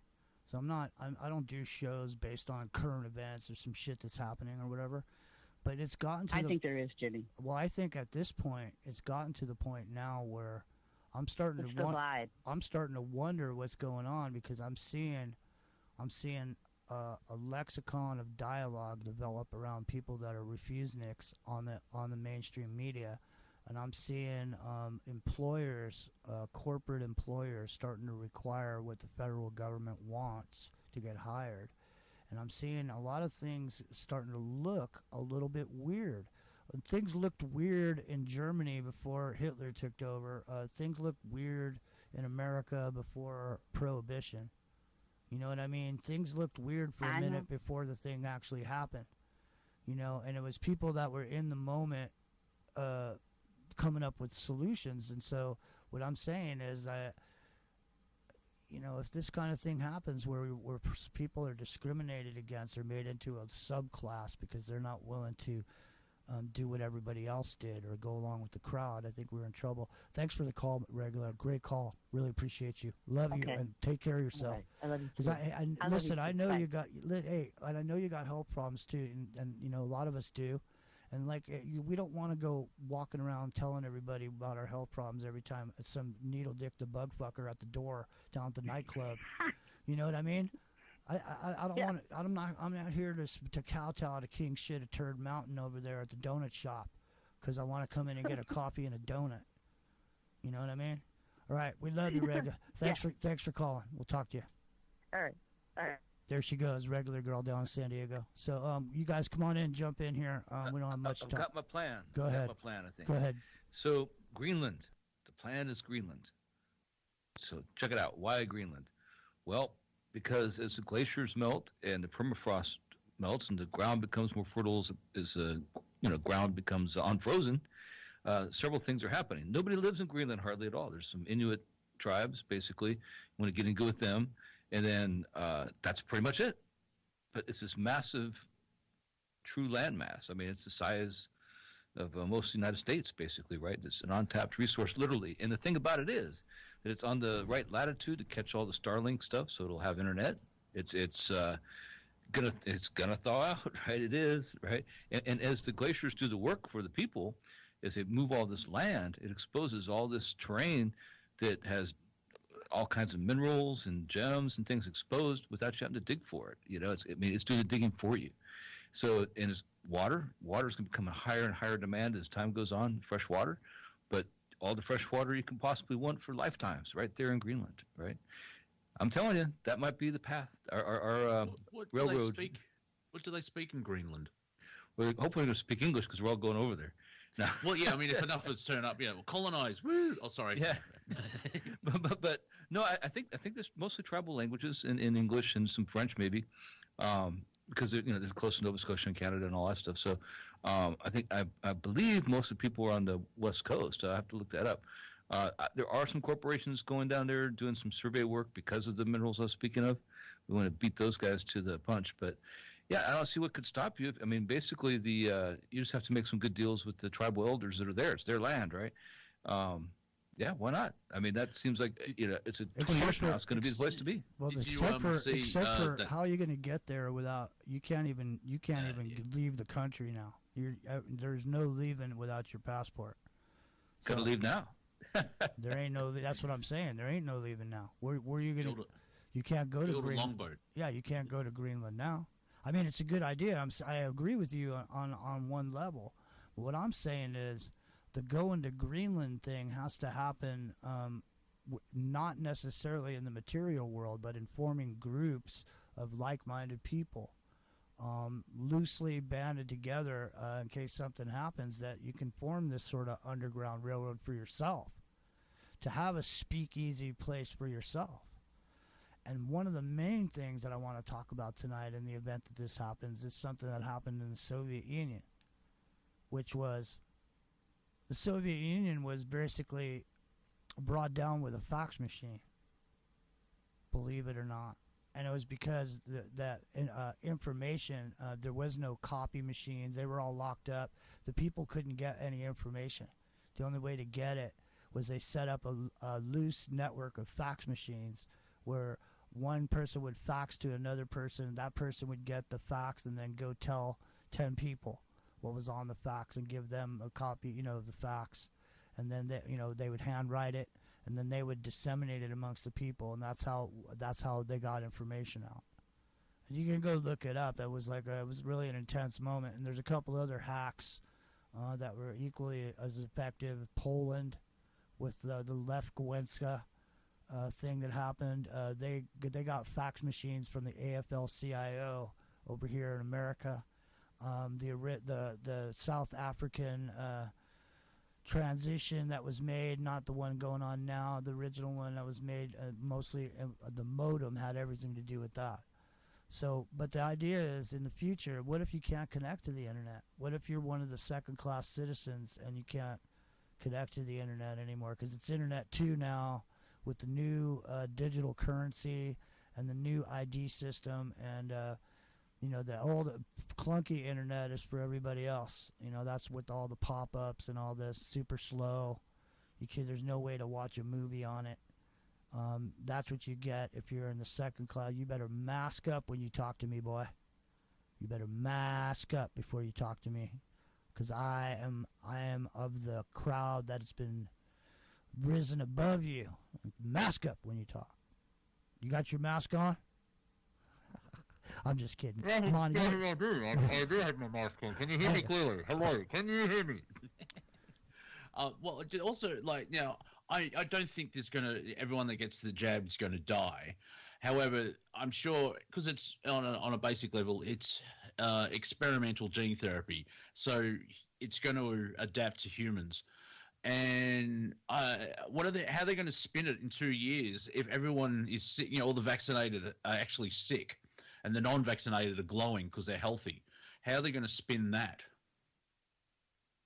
I think it'll be the opposite, because if you believe all the shit about the world cabal and they want to kill everybody in 500 million, the best way to get rid of everybody who resisted is to make a strain that the people who've been vaccinated with won't get hurt from, and everybody who didn't get that vaccination, well, they're all going to get sick and die in the streets. And those bloody, puking, monkey-poxed, fungal-filled, dying in the street victims will only serve to whip the rest of the demographic who already submitted into even more submission for further molding into the shaping of the great reset of the human race. Yeah, so if we go Bond villain level, they'll release a bioweapon that will save the jabbed.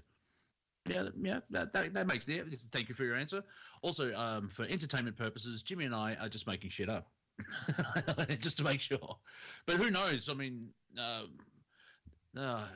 like David Icke's quote that I use. Nothing else from David Icke really floats my boat, but this one does. We're ruled by psychopaths and run by idiots. And the last 18 months, the idiots are just proving how idiotic they are. Well, it's wild. Epic Journeyman, Rock and Rio, you guys have been kind of quiet over there. I'm tossing the keys to you right now. It's almost midnight. We only got an hour left, and I know Rock and Rio's got a bunch of stuff to get to. And I don't think the conversation's over here either yet. I want to open up the phones for a few people here, see if people want to get in and on the conversation. But I'm going to go check the perimeter here before midnight. So why don't you, Epic Journeyman, Rock and Rio, and Monty D, and you guys come in here and talk about ways of communicating. Like, what can we do? Ham radios, or here in California, they're taking down some of the repeaters for some reason. I mean, they seem to be moving in a direction to be cutting us off at the pass beforehand. They're putting up the signs already saying vaccinated here, unvaccinated here. I mean, they're taking down the ham radios. I mean, dude, are they putting everything away? I feel like I'm at the end of the show. Like I'm about, I see the lights, the ladders, They're folding up the chairs, right? They're folding up the chairs. That's what it feels like. I was checking something out about my Greenland idea here, seeing who all's there, who you got to talk to.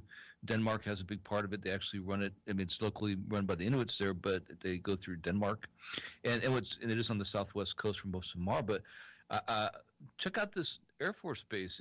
Well, it's not the Air Force; it's administered by the Air Force, but it's the U.S. Space Force. It's called Thule Air Force Base. Really? Say that again. Really? It's called Thule Air Force Base. Right. Yeah. That doesn't sound no, that's not suspicious at all. At all, right? Yeah. The Thule Society, we'll call it. Yeah, that's what I thought. Like. Doesn't the Vatican have two different not microscopes? What's the other one? Telescopes, and they call it Lucifer. Yeah. Like what? Was a padre drunk when he came up with that, or was he dissatisfied with his job? It's like, well, I'm just going to call the telescope the star of the morning. There you are. I want to get fired. Just you can't write this stuff. It's like the prime creator writes the best jokes. So yeah, Air Force Base Thule. Thule. Thule. It's a Space Force, right? That runs it because it's not a Space Force. But check it out. I mean, isn't that amazing that it's where four glaciers meet. So it's like four corners, but for glaciers, right? So it's right where they all meet, and it's got a Space Delta 2, Space Delta 4, whatever the heck that's supposed to mean. These warning sensors. But what I find most amazing is just the name of it. They suspected, and probably right, that nobody even knew that it would be named that, because who's going to look up some base in Greenland under normal circumstances, right? And sure enough, I would have remembered that if I'd seen that before, right? That's a memorable name, right? That is correct. Do you remember when Trump trolled everyone, where there was a rumor going around? Yeah, to buy Greenland, and the photo he shared on Twitter when he could was a Trump Tower in Greenland. So, I think with this railroad idea going to Greenland, he'd probably make a pretty penny if he actually did build a Trump Tower there. I wouldn't be surprised. Yeah, I mean, the thing is, it really is a growth opportunity. I mean, it really is, because but whatever people think about the changing climate, I mean, it's favoring Greenland highly, in Canada as well. Yes. So, I mean, and actually part of the Soviet Union, because the Northwest Passage is open, it's free of ice, and Russia's charging like the Panama Canal for people to go through there, like a fee, right? And so Canada's going to build a bridge. They're going to do the same thing, and we're kind of left out of the equation here in America. But it's going to be a boom town in those cities where that stuff is, and Greenland's wide open. I mean, so I'd like us to go. Why not, right? Well, yeah, it has been like, where could we go? We need an island. When it's like, well, it's probably because we're thinking Greenland in the old days, where the Vikings made it, because there were obviously rumors of the Americas, that massive continent, which is the spine of the world. And it took them forever to get to Iceland. And luckily there's volcanoes there, because apart from that, it's like Greenland. And I don't know, I think it's a myth, but it's a good story, so I like it, where they call it Iceland and Greenland, so people would go to the wrong place. They get to Iceland and like, oh, look at all this green, and then the Greenland is like, well, this is crap. It's just all ice. Yeah, the story that I heard, and I think it's correct, is that they didn't want people to go to Iceland. They didn't care about Greenland, right? They wanted to get the word out that Iceland, oh, that's up there, it's way north, you know. You think we're land of the gods, where because it's hard, but there's still 300,000 people living there, and you've got the thermo-geo stuff with the volcanoes, and there's water there, and there's fertile soil or volcanic soil, and completely. And then you get to Greenland, where it's just no, this is an ice block on some rock. Thanks for coming. And if you keep going that way, that's the United States or Canada. See you soon.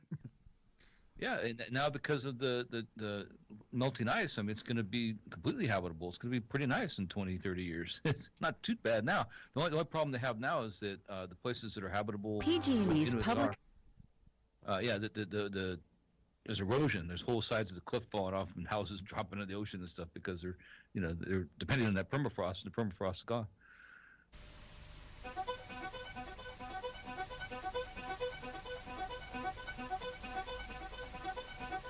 Where do we go from here, now that all of the children are growing up? And how do we spend our lives if there's no one who lends us a hand?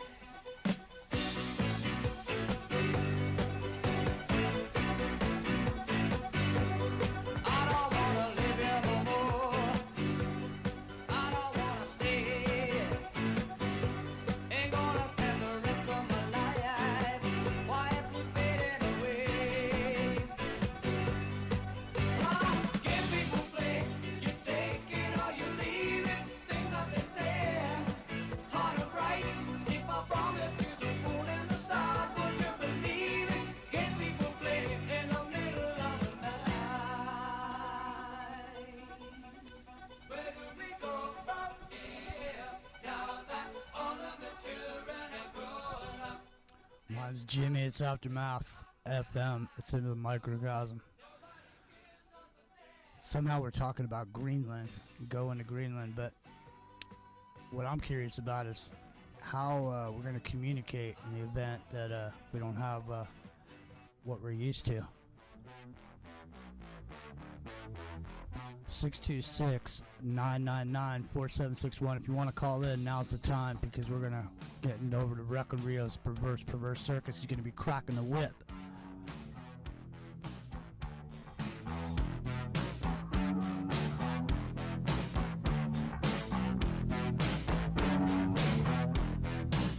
Here's looking at you. What do you think?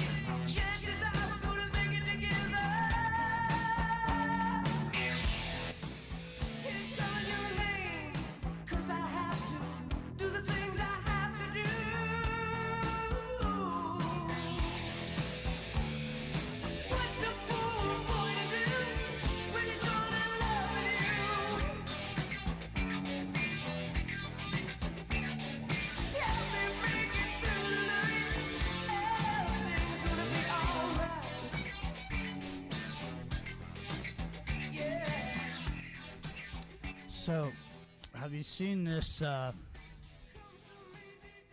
We've been talking about this week. We talked a little bit about the crossing, and we're talking a little bit about the weird weather that's going on, and the comet's 1,000 times bigger than any other comet we've seen before. And now, all of a sudden, here's NASA. NASA on high alert after moon changes orbit. High flooding is projected. Well, here's an article from July 22nd. NASA has announced the change in the moon's orbit may cause a dramatic increase in flooding. And what do you think about that? All of a sudden, the moon may change its orbit.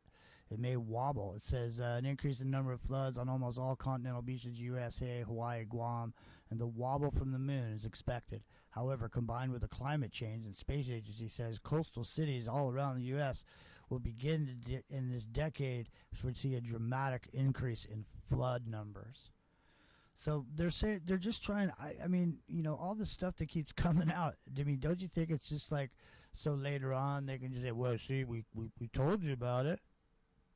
We told you the moon was, we said there was another planet out there." I mean, they've been slowly saying stuff. Now, I heard a report earlier from a dude, and I don't really follow this channel, and I don't follow what he does, but there's somebody out there that's saying there's 3 asteroids coming this way, and that was going to hit where Cuba is, but they shot something at it, and now it's gonna hit in the Pacific Ocean in the subduction zone, and they're saying that there's going to be big earthquake here as a result of it. It's not a planet killer or whatever, but there's going to be major destruction. So I mean, over and over again, we're just seeing this stuff. I mean, like I said earlier, Freud and Nietzsche said that the way to drive a population into mass psychosis is to, number 1, have them be ignorant, and number 2, to insert fear into the program. So there's so much fear everywhere, it's almost impossible not to pay attention to it at this point. Even to the point where that's what we've been talking about all week, is all this negativity shit. But I mean, at this point, I've been overwhelmed by it. Like, I'm not looking for it, but it just keeps coming no matter what I do. Every day, more and more and more. It just keeps coming. And it's keeping everybody out of balance. Keeping me out of balance, keeping you out of balance. Everybody's out of balance. Everybody's frustrated. Nobody can get any answers. Nobody can get any real, concrete situation. We can't get a direction going. We can't get any traction on anything. What are we going to do? Sit around for the next 4 years talking about how the election was stolen? Is that what we're going to do? I mean, what we should be doing is, I mean, if there was ever a time in America for people to actually get involved and say something about what's going on, I mean, even if you should be fighting for the rights of the people that don't want to get the vaccine. Oh, that's right. They're killing grandma. You don't want to do that. You can't do that. So, see, we're in that situation, huh? Aren't we? You're not for drunk driving, are you, Monty? No, I've tried it. It's really bad. Just grinding the gears. But it's that whole thing, like the whole the Freedom Day stuff, where all these protesters are selfish because they're just bought into the idea that there's a plague and everyone will die. And after 18 months, it's like, well, that's not exactly right. There's something out there. But we could go through, well, I'll quickly go through, like, why they're locking one death in Sydney and they've locked the whole city down if lockdown hardcore. They won't allow treatments where, and that was just politically motivated because Trump said hydroxychloroquine and I can't remember the other one, starts with I. There seems to be treatments out there that doctors have used to help people with COVID. But and the government and medical professionals in 18 months have not talked about healthy diet, exercise, vitamin D, and to boost the immune system. It's basically we're in control of your medical lives. Everyone stay indoors, get vaccinated, wear a mask, and do what we say. Did you see the footage of the Prime Minister of New Zealand saying, we're the only place you can get truth from. Everyone else is lying. Anything COVID, it's us. It's like, shut up, you're the government. And they also Really? said they were going to hunt people down in New Zealand. Yeah. They said they were New going to Zealand's hunt them going- down it's very, like dogs. yeah, New Zealand's very Canada at the moment, and in Australian, there's an element of our vaccine rollout has been what's the word, stifled a bit because of actual corruption. Instead of using the medical system, the government gave it to one of their donors who's a private company, and they messed it up completely. So a hint of corruption has interfered with the major corruption, which as a comedian, it makes me slightly funny. It makes me laugh. So, like, It hits you in the funny bone. well, yeah, because we're one of the worst countries to be jabbed at the moment on the planet, because Well, you we're only got- a third of what we're supposed to have been up to. Well, I don't know, man. You got a lot of places to run to, though, in your country. And there's nobody going to be standing out there with trying to check your vaccination records. You know, go mine opals, man. Go dig yourself a hole. Go Well, dig yourself a they're hole all- and crawl in yeah, it. Yes and no. But Sydney's getting a bit freaky. They look like they're having military checkpoints. They're clamping down hard because of the belief of this virus kills. See? It's like, well, we don't see the numbers now. This is exactly what I'm talking about. How many more months? I mean, just saying, the next time this happens, I mean, we're in trouble, ladies and gentlemen. I mean, I'm just, look, I'm not going to beat a dead horse, all right? Rock and Rio's coming up at the Reverse Perverse Circus. Let's hear what they're saying in reverse, and then...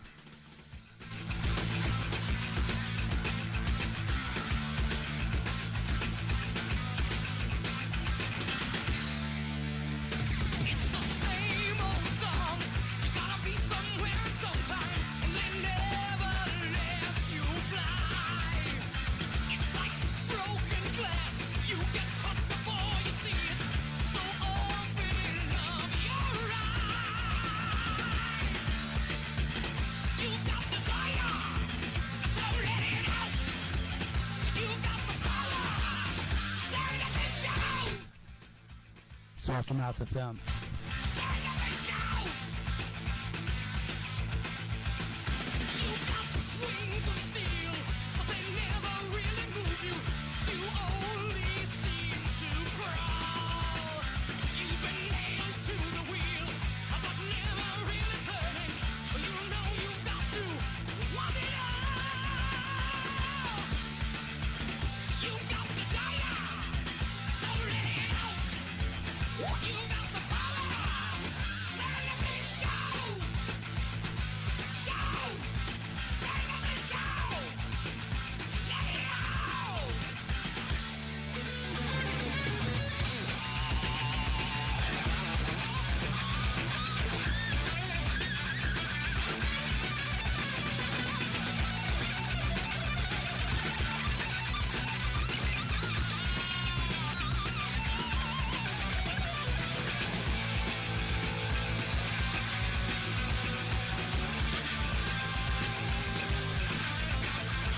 You are the strongest chain. You're not just some reflection. So never hide again. You are the driver. You own the road. You are the fire. Go on, explode. You got desire. So let it out. You got the power. Stand up and shout. Stand up and shout.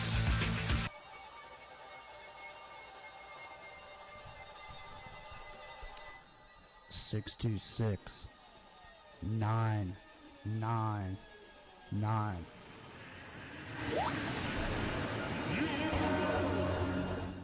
4761.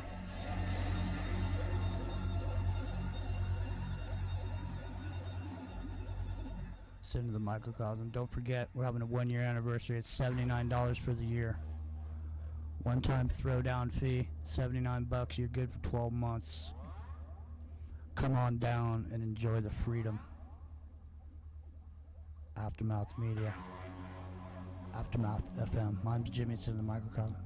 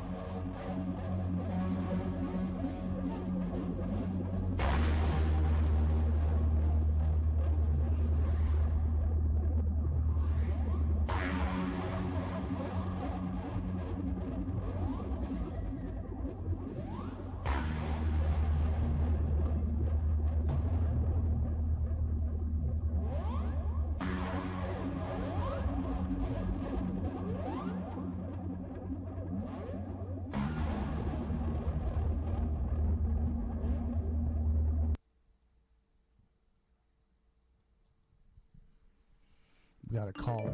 We got 509. Who are you and where are you calling from? What's going on? Hi, Jimmy. It's Jeannie from Spokane. Hey, Jamie. What's going on?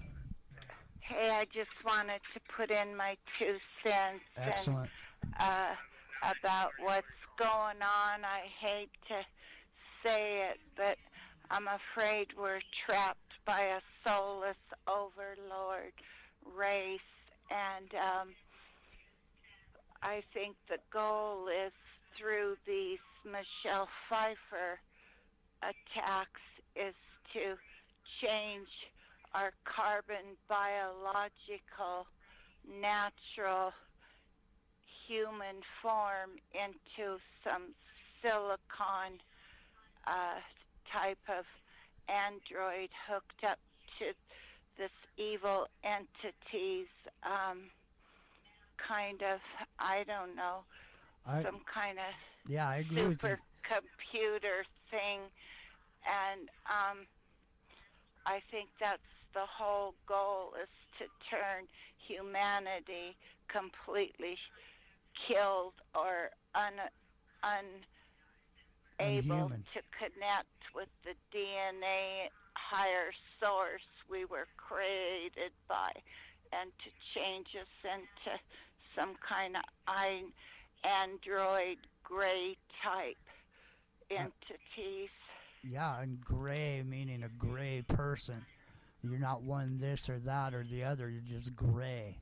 You're just like a gray. And that's funny that they call the aliens grays, because we're all going to be grayed out. You know how like on your computer when something's grayed out, you can see it, but it's not really there. You can't click on it. That's what we're going to be like when we can't move around because we didn't step fast enough.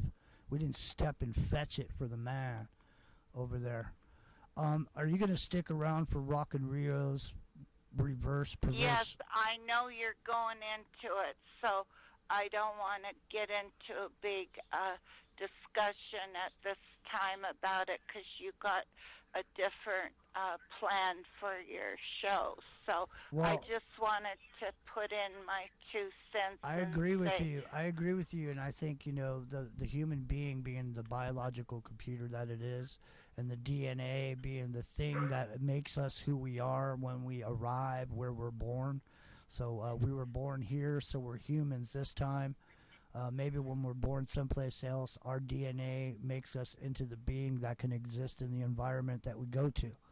So this time we're here, and I think if the DNA is damaged or hurt or made to be something other than it is, there's some sort of a geometric grid shape that's put into us via these nanotubes, trapping our DNA and keeping us from a connection with God. I mean, if you type in a CIA whistleblower, and I think he specifically, they were going to develop a drug to disconnect the human being from God somehow. And I never went and looked at it.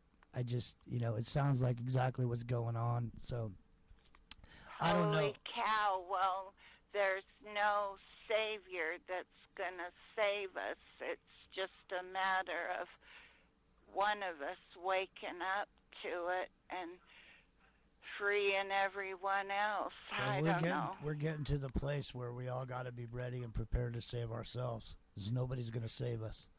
We got to save ourselves, and if we can, we help others. Like we were talking about with the Underground Railroad, they had something called a conductor, and that was a person that helped people that were trying to escape, move from one place to another, and it was a dangerous, dangerous job. And there may end up being something like what we're talking about in the future to help people get out of the country that want to get out. I don't know. I know a lot of people are very adamant, one side or the other. Some people did what they had to do. Other people don't want to, and they want to be free. So there has to be a place where everybody can exist.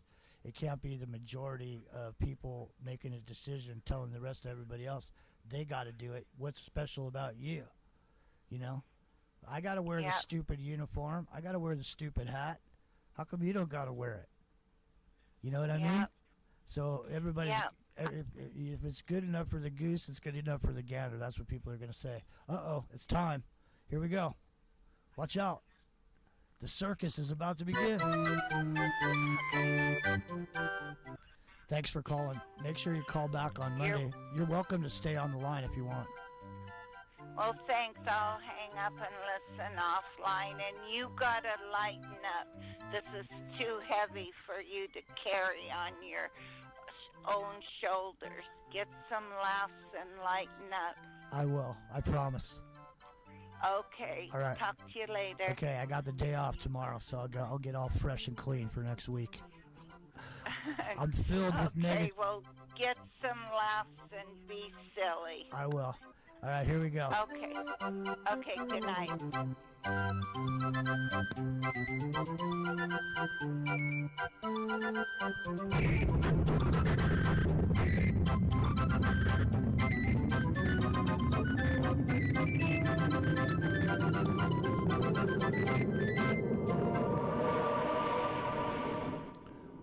The time has come. It's Friday night. Rockin' Rio has been working since yesterday morning. 4 o'clock in the morning he was doing it. And now he's here. He's got the evidence. He's got the documents. It's time, ladies and gentlemen, to shout at the devil. And listen, I think Satan may be over in the chat room over there. Rockin' Rio, if he is. Give him a little what's up from old Jimmy.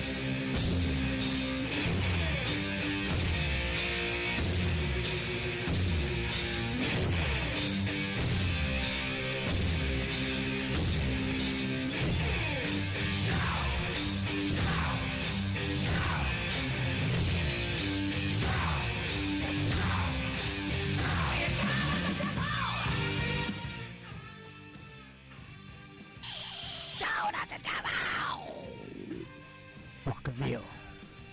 Are you ready to shout at the devil?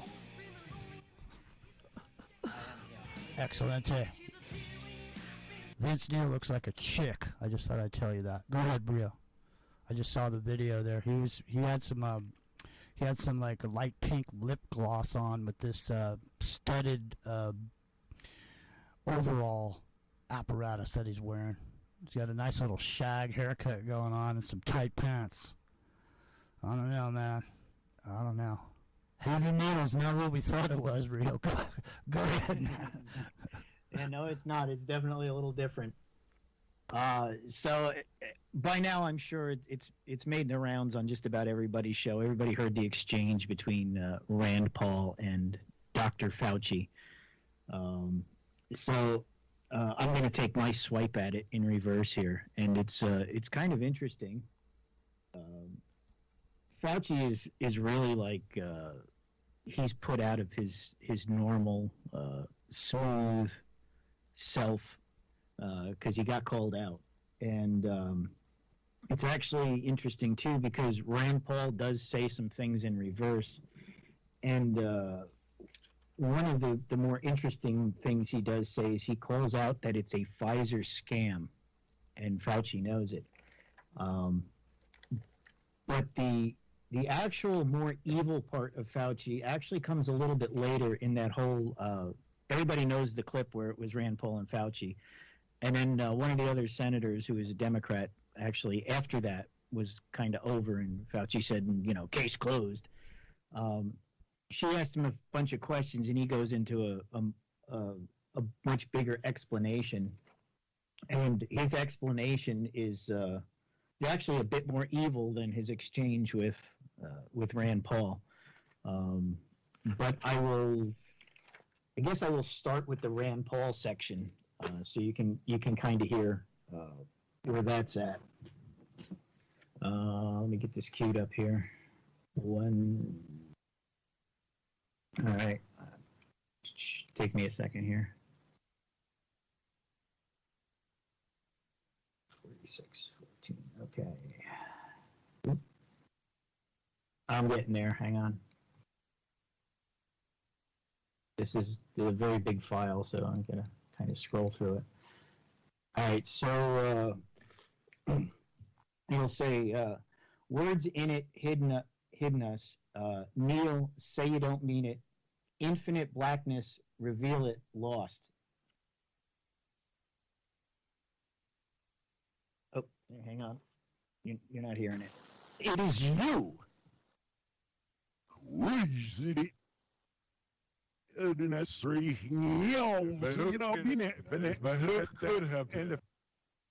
gets a little confusing too because obviously they're talking over each other. But so it says words in it. Kneel, say you don't mean it. Infinite blackness, reveal it. Anybody is lying. You don't mean it. Infinite blackness, you really resent that. All right, there's the infinite blackness, reveal it. Blackness, you really, yeah. It'll say closed it, but we're never safe. Closed it, but never safe. Close it, but never safe. Then the fool, the snob, sees them. They just nailed on them. Then the fool, the snob, sees them. If you know that, implying. All right, and then Fauci says, Neil, we're all leading it. We're all leading it.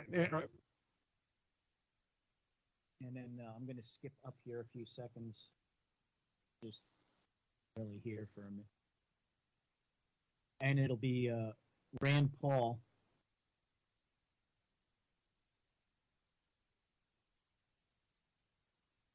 All right, so here's going to be Rand Paul speaking. He says, "Is enough?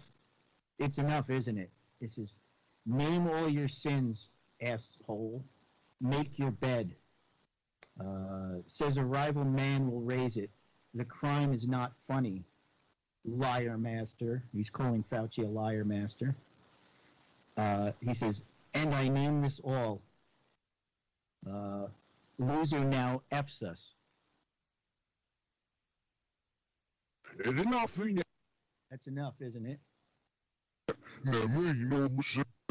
Transmissible and human.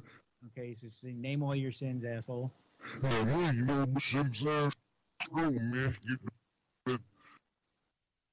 says, make your bed. It says a rival will raise it. The crime is not funny, liar master. We're saying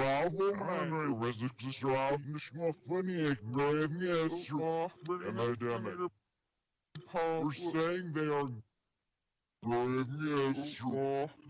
So there's liar master. It says, loser now F's us.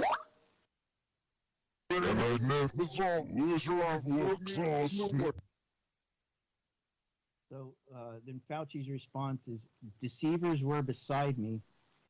He will leak hell. See, sir, I have the sword. There's no one beside me. Deceivers were beside me. He will leak hell. A molecular hell, See, sir, I have the sword. It says, search the lie out. I'm a shill and vetting it. Search the liar out. They are for lockdowns. That's my sin. Search the lie out. We're shill and vetting it. Right, so there's a shill, I'm vetting it. It says, search the liar out. Search the liar out. For lockdowns. They are for lockdowns. That's my sin. It says, see if we surround. This almost doesn't make sense. It says, see it surround pickle we fit in. Masks not leaving nowhere. Surround pickle we fit in. It's no leaving nowhere. Guests are not leaving nowhere. Now we lie first in the exit, fall down there. Sheriff Sydney befinner with alla whereabouts. There's an Of course, the woman is talking over him there.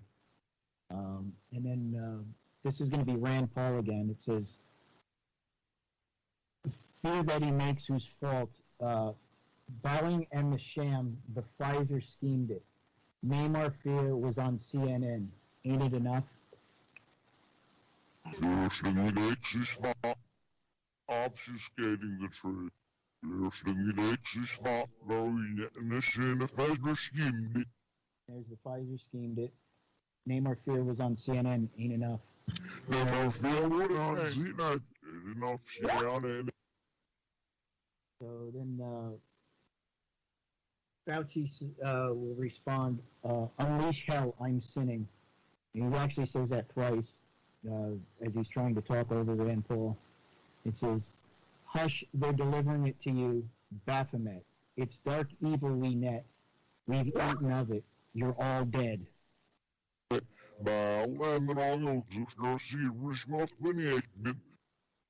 Saying is that low, I'm at Napazox or All right, so here's where Fauci says, we'll unleash hell. We'll unleash hell, I'm sinning. And he's going to actually say that again because that's where he's... hell,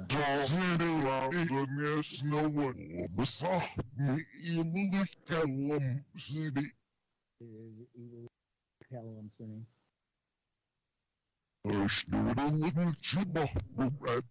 Hush, they're delivering it to you, Baphomet. That were published in the literature.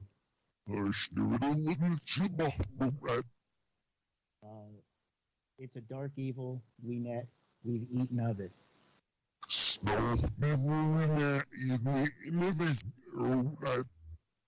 That word. You're all dead.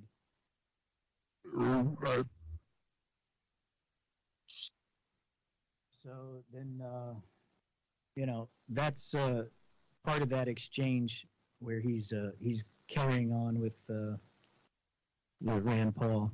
But like I said, the actual more evil and more interesting part is a little bit later in the testimony that he was giving that day in Congress. Epic or Monty, you got any comment on that? While I cue the next segment up. Go ahead, Monty. Yeah. Listening to it, I think it's the comedic brain. It sounds Russian at the same time. I know it isn't Russian, but it's interesting the language that's being used. And what I've just realised the tone doesn't change in reverse. The tone's still there. So if he's, when Rand Paul's trying to nail him to a tree, even in reverse, it's about the tone. And I was going to say the same thing. Like it's interesting because the tone remains the same forward and backwards on both of them. It's kind of unusual. Most of the time, I won't say that the tone necessarily changes, but the cadence changes and stuff. But the cadence is similar both ways. I mean, it's really unusual that way. I think, wouldn't you agree that because the reverse is, it's not scripted, and they're trying to, the classic reverse speech is you're finding what they're really saying, and they're trying to basically put out a spell and get consent. This seems to be Rand just actually being polite on television, but the subconscious is coming through, and it matches both the language. Yeah, in both cases, it's not scripted.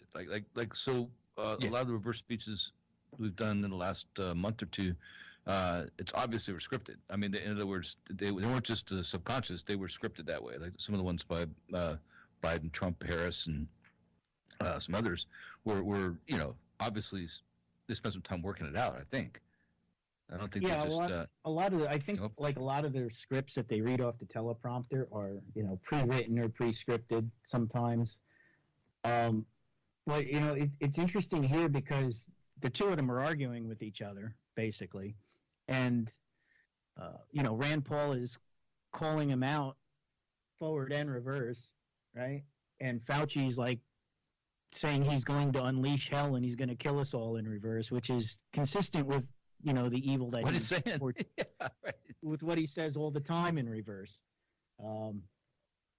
But it was kind of cool because Rand Paul called him out as a liar, and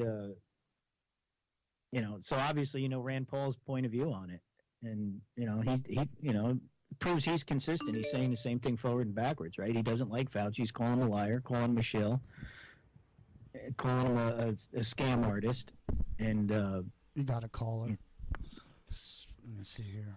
What's the area code? 253. Go ahead. Who are you? Where are you calling from? Oh, this is Todd. Hey, Yeah. Todd. What's happening? I just happened to notice on that one segment, the CNN segment one, he says obfuscate the truth. Obfuscate the truth. Obfuscate, yes. It's a hard word to say. Obfuscate the truth. And then a segment right after that, another clip after that, he says, publish the literature. The published the literature was the forward of that statement. Oh, it was? Yeah. Okay. Yeah. But the obfuscate the truth one, that one just stuck out like it was played the correct way. That was kind of strange. I'm really believing in this English speech. I mean, I think it's kind of, there's a lot of details that come out in these that subconscious mind. I think that there's definitely something to it. And it actually seems to be more with people who have a guilty conscience. People like Fauci, who's sitting up there lying and deceiving and pulling stuff off. He speaks in reverse a lot. Like a lot more than other people. Like if most people, when they do it, if they're being honest, what they say forward and backwards matches up. And people who are lying and being deceitful, the truth comes out in reverse. Like he's setting up there. Oh, the masks are good. Take the jab. We're gonna save everybody. And backwards he's going. There's evil in it. We're marking you. You're all gonna die. It's, I recently heard a guest on a show that is pretty proficient with this free speech himself, and he explained that he used to have Tourette's syndrome, and he would record his own conversations and listen to himself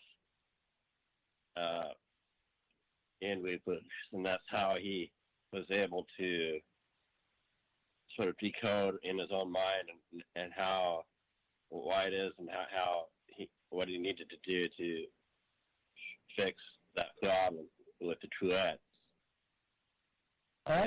That's interesting. Not I've Tourette's, never but it was a stuttering problem that he had. I'm sorry, it wasn't Tourette's, but it was a stuttering problem that he had, and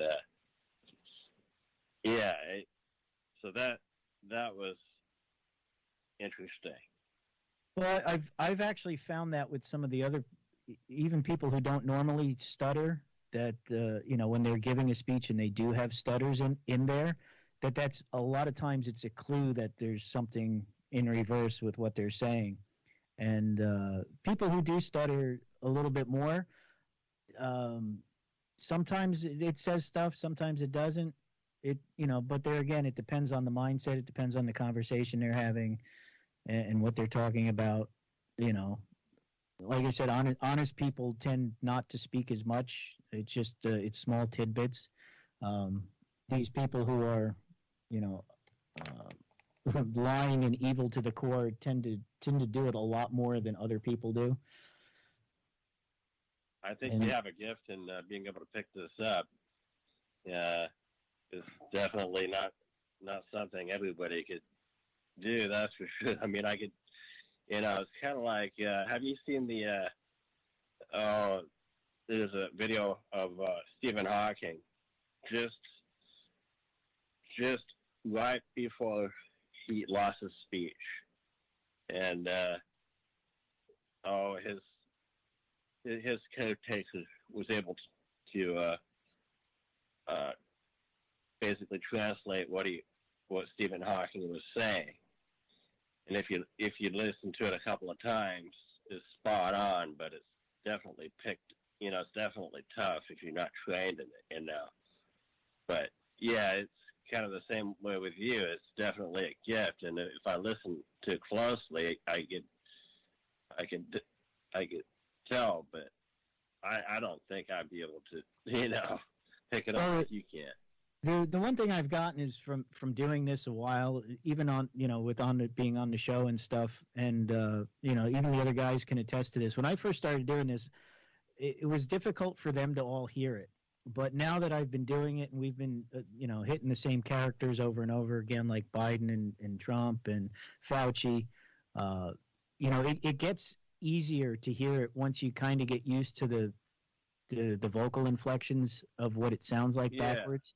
You could almost liken it to a slurring drunk with a foreign accent, right? It would be a little harder to understand them, even if they're still speaking English, but you could make out what they were saying. So, it's kind of, once you get used to hearing it, and you listened to enough of it, it does get easier. But even for me doing this, there's times where, I can hear very specifically a word or two, but I can't understand the phrase, and have to go back and listen to it multiple times. And sometimes I still don't get it. I mean, there's spots where, it just sounds like nonsense, even though I know there's one or two clear words in there. And, there may just be nothing there. But it's like with what I've got next on Fauci here, it's very clear and it's very coherent. Like, and it goes beyond just randomness. Yeah. I think one of the things we brought up, sorry to interject there before, which I think is right on the money here, is that this wouldn't be possible without modern English. Like, modern English was created by John Dee and Shakespeare and all these people, these Rosicrucians, and after the fact, that perpetuated that. And there's a reason Shakespeare plays came out and introduced modern English to the world, because it's a magic language. And if not for that, we wouldn't have this. I mean, I don't think it'd work in old Gaelic or something. And you brought up something, caller, I thought was great about Stephen Hawking. Stephen Hawking, I bet you for sure, since it's electronically generated, there's some backward stuff there, 100%. Yeah, when he was just about ready to go into that, well, he needed that device. He would speak and on his own. But yeah, it was tough. The one I was talking about was when he was doing it himself, but very difficult to pick it out. It's an old video from. I looked it up. I was interested to find out what he sounded like one time on his own, so I looked it up, and that's how I got that. And it was interesting to actually listen to his own voice. But I haven't been able to find anything of him actually speaking, without the ALS at all, and that's kind of strange. But what's interesting about him? Sorry, there's a lot of interesting things about him, but one of the most interesting things is that he went through that affliction, and early on had that mechanical voice made for him, right? And he used it. But later on, there were much better voices, more natural sounding voices he could have used, but he stayed with that one. And I've always kind of wondered why, right? I mean, people are kind of used to his voice, I guess. Maybe that he thought that was what it was and made it useful. But Why not take advantage of some of these more natural sounding voices? He just never did. And there might be something to that. I'm interested if there's something backwards there with him. It probably just personal preference because I'm born with this voice, but I could change it. And I guess like if he kept changing his voice, people wouldn't recognize him. And I'm guessing just from his experience of, well, that's my voice and I'm happy with it. And because the evolution of technology, where you can listen to robot voices now and it's scary because like you have to, are you a robot? It became unique because no one else was using that voice anymore. Right. I mean, famously got used in Pink Floyd song and stuff, right, and all that stuff. But I think that, it probably was more the notoriety of that specific mechanical voice being associated with him. And he probably chose to keep it that way. And I'm sure that's probably what it was. But it still interests me that later in life, because he used it for, gosh, I think 30 years, right? He could have improved it. He just never did. Yeah, well, I don't think I've actually. I don't know, maybe because we've heard it so much, it is his voice, and so yeah, just listening to it, like because he did. If you remember Monty Python, they needed to pay some legal bills, so they did their final shows in London. I think it was like 10 shows in a row, and he was part of Imagine If the World, that the space song that they do. And they actually have him singing, reciting a part of the song. And it is so unique, that voice. So, yeah, I would say he kept it. Now, yeah, can you reverse speech that? That's what that's exactly what we're getting at. Yeah. Hey, caller. I don't know. I've never tried Stephen Hawking, especially with his voice encoder. Well, do it. Yeah, try it. Might be interesting to try that. Yeah, try it for next week. But you got about 20 minutes left here right now, and I know you've been working all day to get this stuff done. So, caller, you're welcome to stay on the line here, and just go ahead and Rock and Rio. Go ahead and let it rip, man. You got about 15 minutes left, roughly. All right, so the next part is from a little later on in his testimony where he's calmed down here, and I'll read you what it says first, and then I'll run through it. It says, "Today we laugh, and it's sick. Never serve man the Bible. Our Marxist sin will vet you. We're offsetting it, and in the stab worship Satan now. Disease is bullshite snake oil. Forcing it. Tests that were fake. We just did math with you. Must never serve that. Our weakest deliver. Send the mark now of evil. Ease the ramrod." And then it says, "Snow White weeps in the shed where she said my wiener was.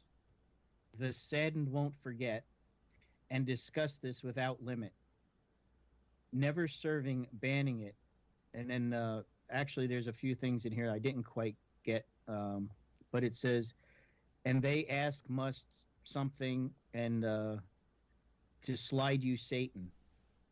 It says, "And the shivers kneeling serve it, sneeze, have you die in a mask, that will miss, that's it. That we lord on. And here we lie if it existed. Me ask, and you've written the shame is stabbing it evil.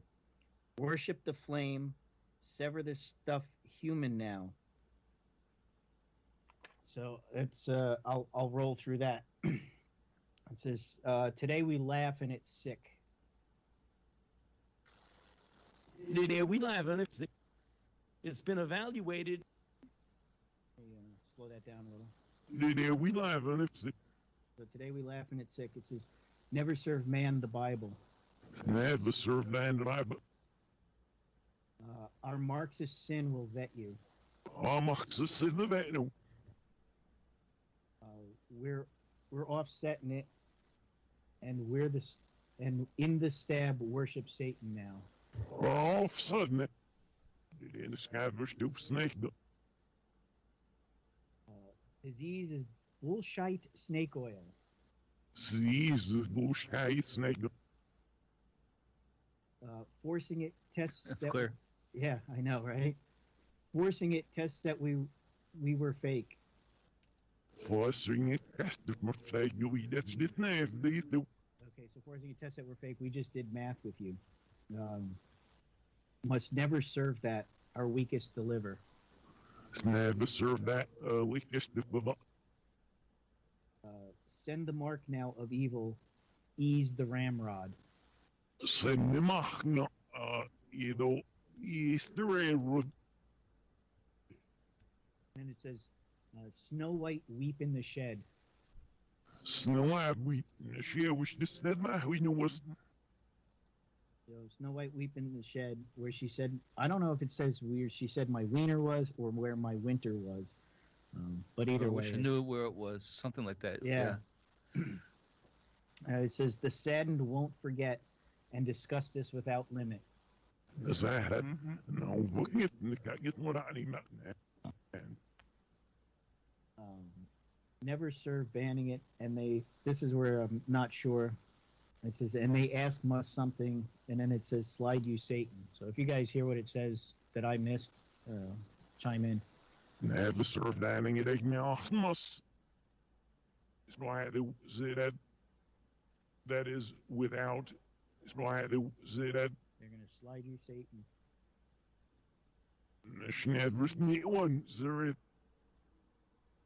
And that's the line I didn't really understand there. But it actually, now I listened to it and said it sounded like in the shed again. There is no intervention. So maybe that has something to do with the Snow White line about being in the shed. And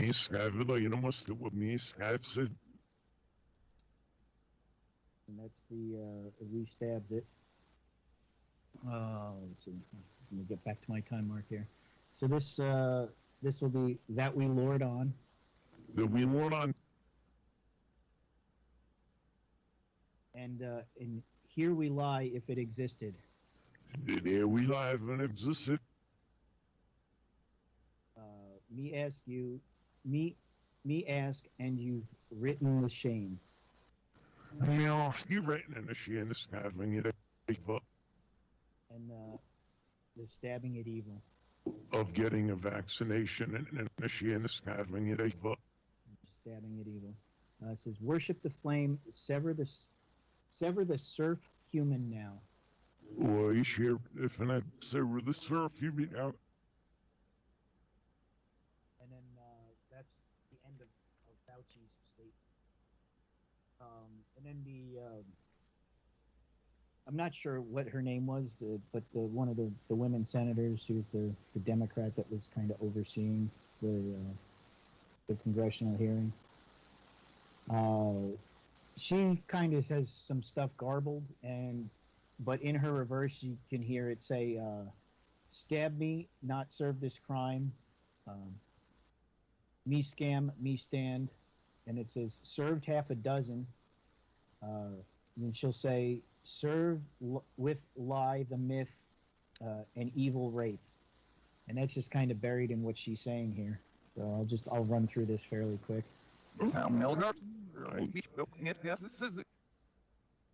And describe me on this revolutionary compared to the risks of not being vaccinated. She's actually kind of clever too. So this is where she says, stab me, not serve this crime.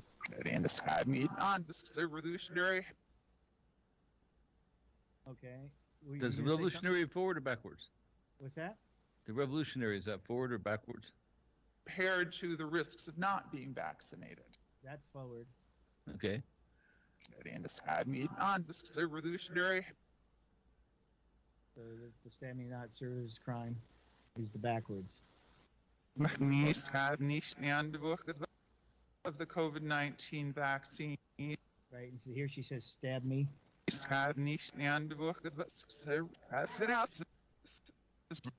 she says they served half a dozen. The side effect risks of the COVID-19.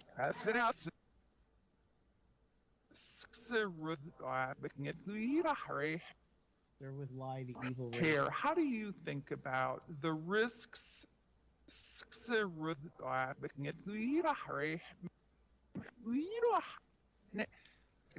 Ja, heel plezier het happening in fact All right, so then here it says, here are sins. to the reasonably high. Heel plezier het. And then there's something here that's garbled, and then he says, warping begins, have it. Love our law, having it. In her name, it is committing this. Happening in ik ben er meer op en this is nice. Wat niet in schrijven of I law living Love our law, we're living. and a very low level of that of I law living.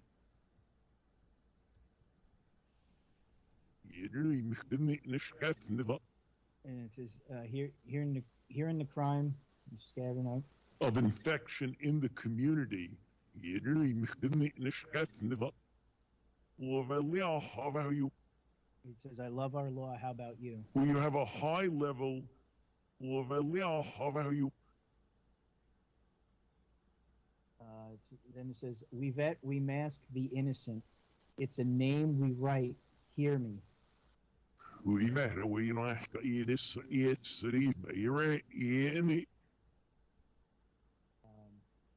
Grow with the scam, we run it. Oh, if the scam, we run it. I just mentioned that. And this name, it's known without feeling it. This name, it's known without feeling about.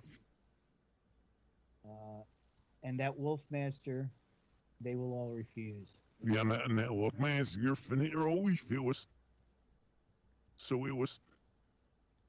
And then there is a little bit more to this, but I haven't noted it. But I mean, you can just, I mean, that should be enough. And we're actually running out of time here too. But you know, once again, they're talking about loving the law, serving the law. You know, take the scam. You know, take the stab. It's a scam. You know, we're gonna kill you with it. It's the same message over and over from Fauci. You know, he's up there. I heard Zed a couple times again. Yeah. What's up with Zed? Why do they keep bringing Zed up? I don't know, actually. It's not the character from Police Academy, is it? It could or be. from Pulp Fiction. I don't know. Yeah. Yeah. It's weird. Exactly. Yeah. We need to find out about this. Maybe there's a god named Zed.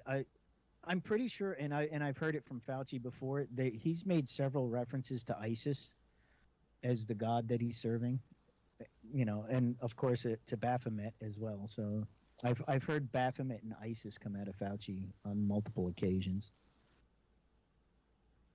So that kind of tells you where his allegiance lies.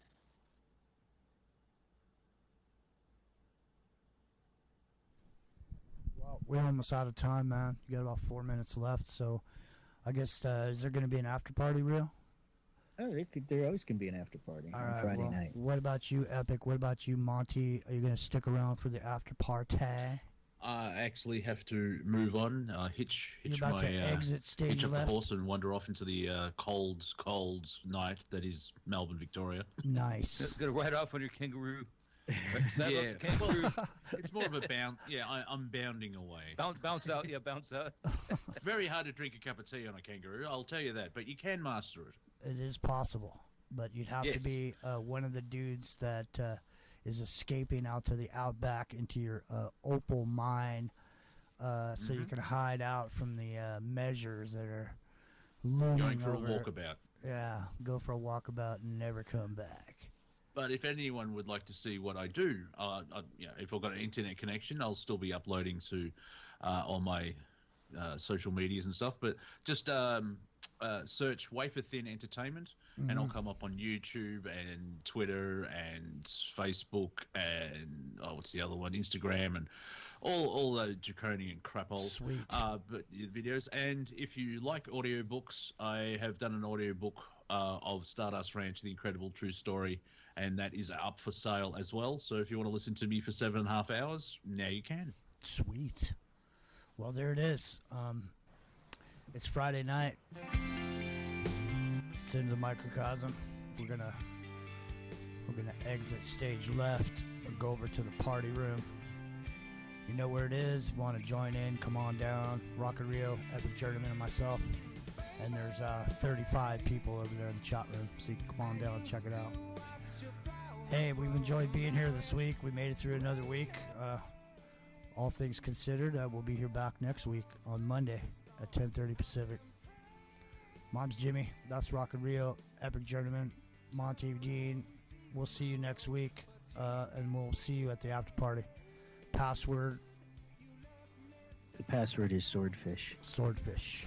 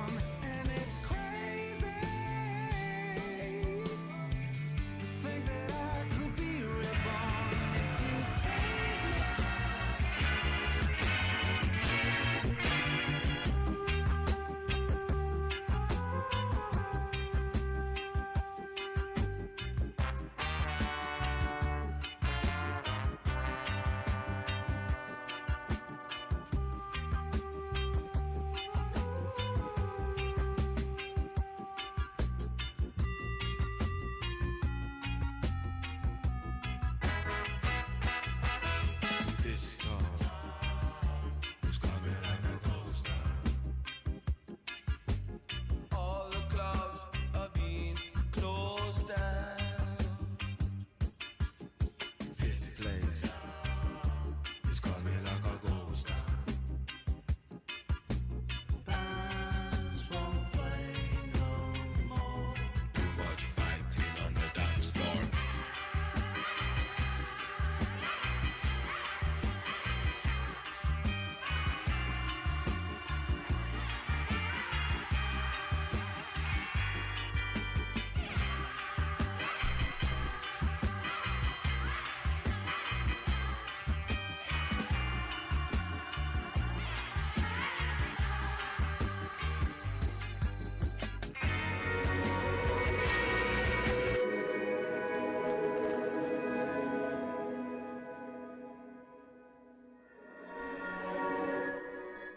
Drizzle, drazzle, drozzle, drum. Time for these ones to come home. I take the brakes off. Hit a ride, yeah. Whatever time it starts to, yeah, ooh, yeah. To get high.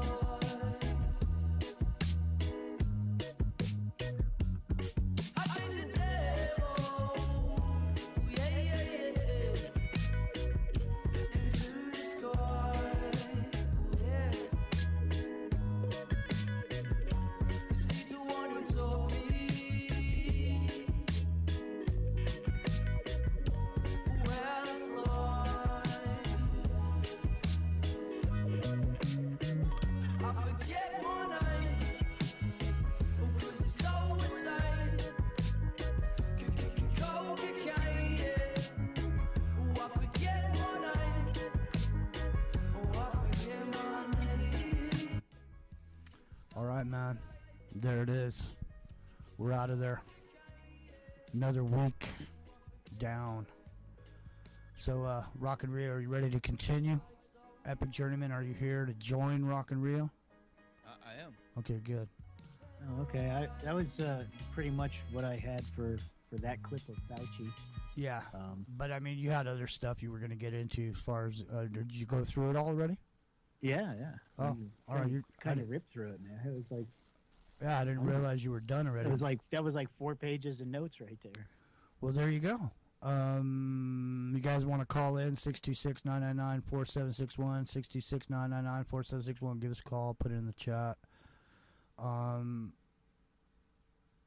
need to go run and take a break, man. So, you guys want to jump in? Maybe we could talk about Greenland.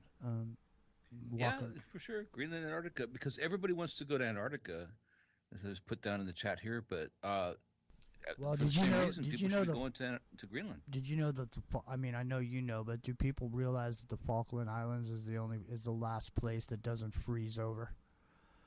So why is the black goo idea from the Falkland Islands makes sense to some extent? I think it's interesting, but anyway, there you go. Rock and Reel, Epic Journeyman. The boat is yours. Have at it. Well, there's a lot in common with the Falkland Islands, with Greenland, and Antarctica, actually, right? In a way, it's so far down in Patagonia, basically, right?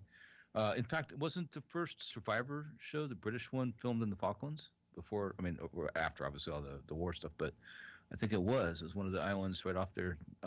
What's the guy's name? The producer who does that, and the race. I don't know. Yeah. I never really got into the whole Survivor thing. Oh, me neither. I may Other have, than like, to seen look one into or it. two episodes of it. Yeah, I saw some of the Australia one, like the finale of the first one. That's it.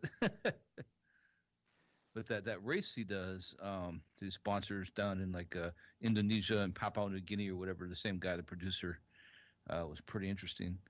But yeah, it started in the Falklands, or an island very close to there.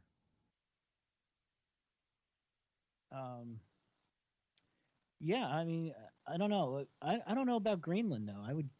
I thought Greenland was covered in ice. Wouldn't you want to go to Iceland because it's green? No, because see, what's happening is it's thawing out in Greenland. So like if you stake a claim there now, if you get in a place now, 20 years from now, it's going to be, and obviously a generation or two, if not be even better. But you have all this arable land all of a sudden that was once permafrost, and you have what was probably some pretty rich soil, and you have plenty of water, and you have all these minerals being exposed by the receding glaciers. So yeah, I think that's people should look into that. It is, as far as a place to go. I mean, you want to go someplace nobody wants to go to initially. 50 years from now, they're going to go there, right?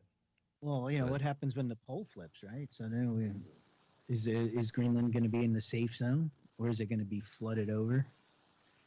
Should be in the safe zone. Actually, it looks good. Everything about it looks good. All those projections look good for Greenland, because it's only going to get better and more habitable in future decades, is the way things, if they stay the way they are now, and if some of the more theoretical things happen as far as the plate tectonics shifting and things like that, and polar axis movement and things like that. What do you think about? Better still? What do you think about 118 degrees Fahrenheit in the Arctic Circle? You think that's a fucking good idea?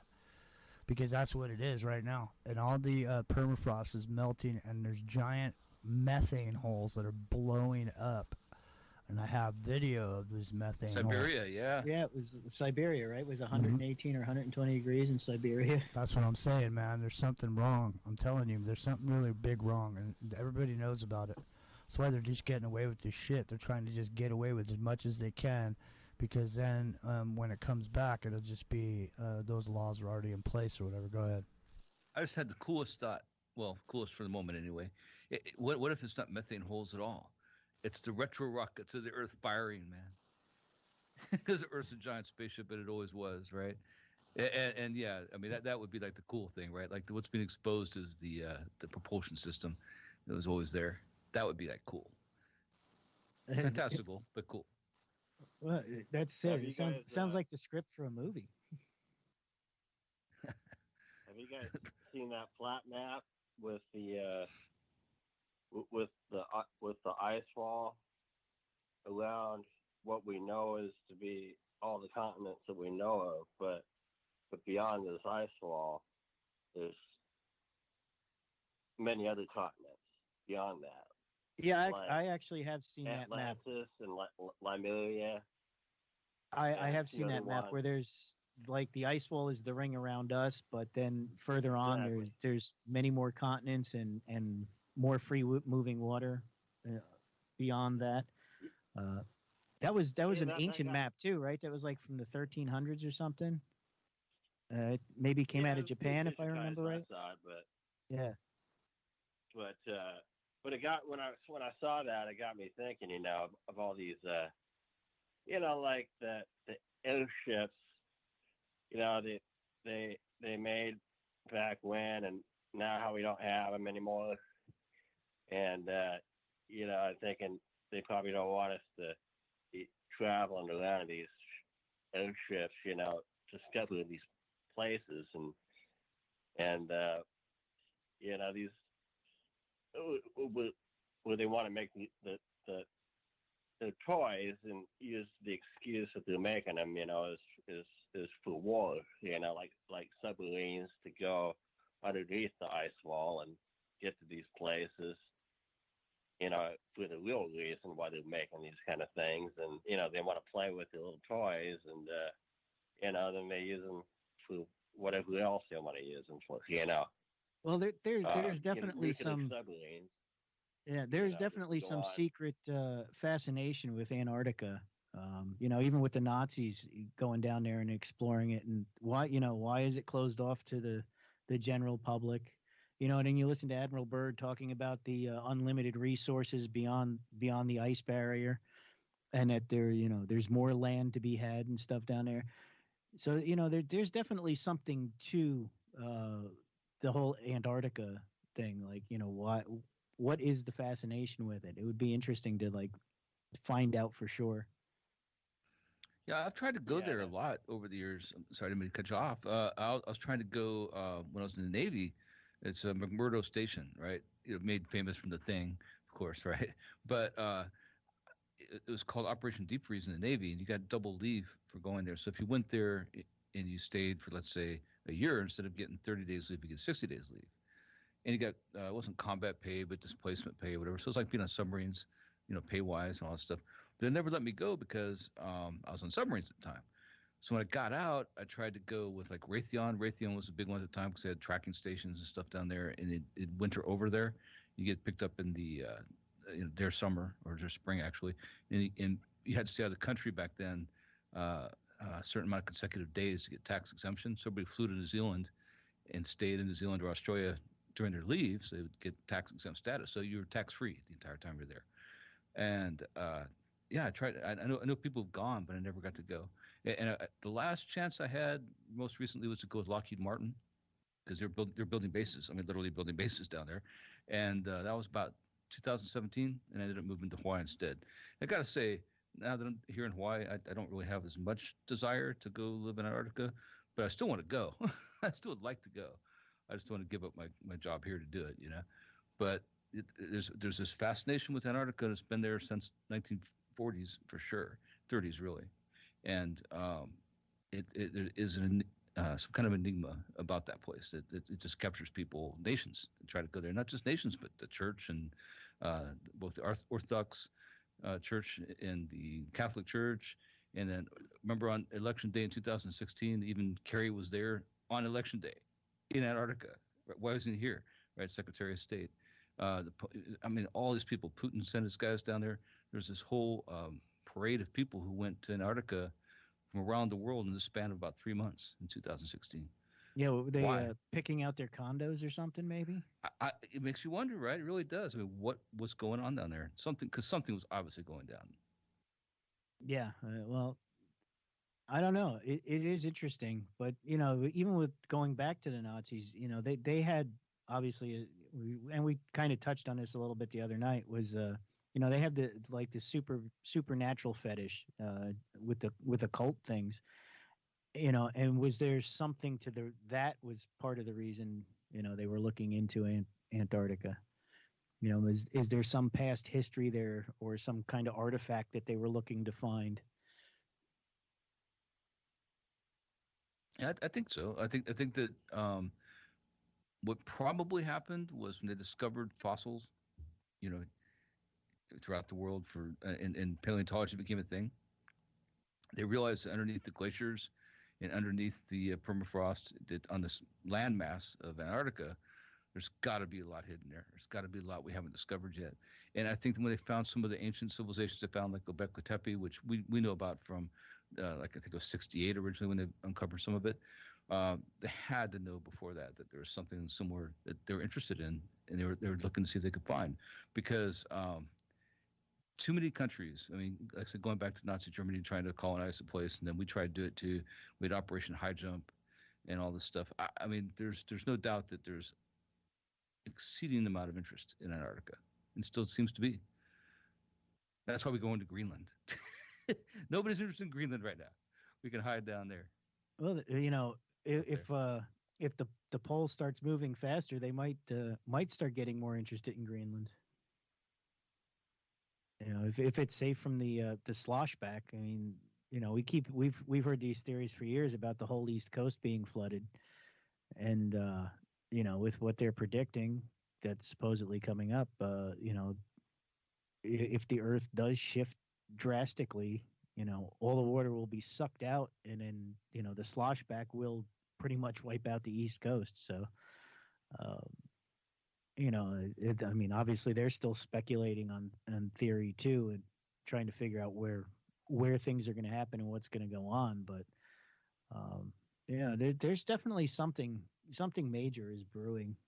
But between the solar cycles and the magnetic poles drifting and wandering, the way they are, and actually we are due for another reversal, or I should say another flip. It's not really a reversal, because they're figuring that the poles will slip about 90 degrees, not a full 180.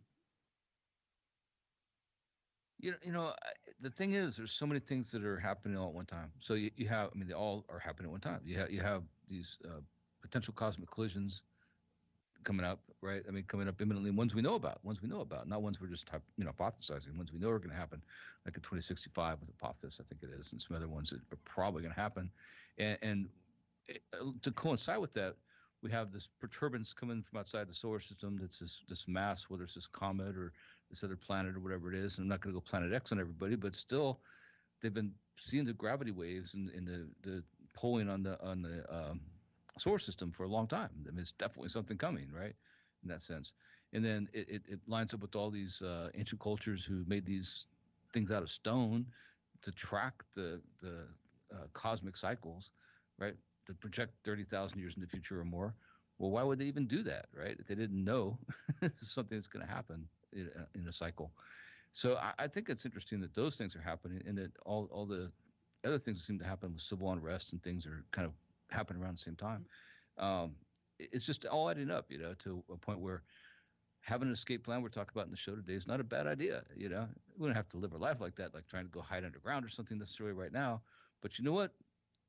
12,000 years ago, they did hide underground. They really did. They buried their city in Göbekli Tepe, and they hid underground in those caves and lived there for years. At least 20 to 30,000 people did for decades. Yeah, so it's really interesting. Because that's a a prophecy of the end too, is that they will be hiding in the mountains, but they will they still won't be able to hide from the wrath of God. They will cover themselves with the mountains, right? And the other things that are going to happen that are within our lifetime potentially, or of course we talk about Yellowstone going. That's going to mess up North America if that happens.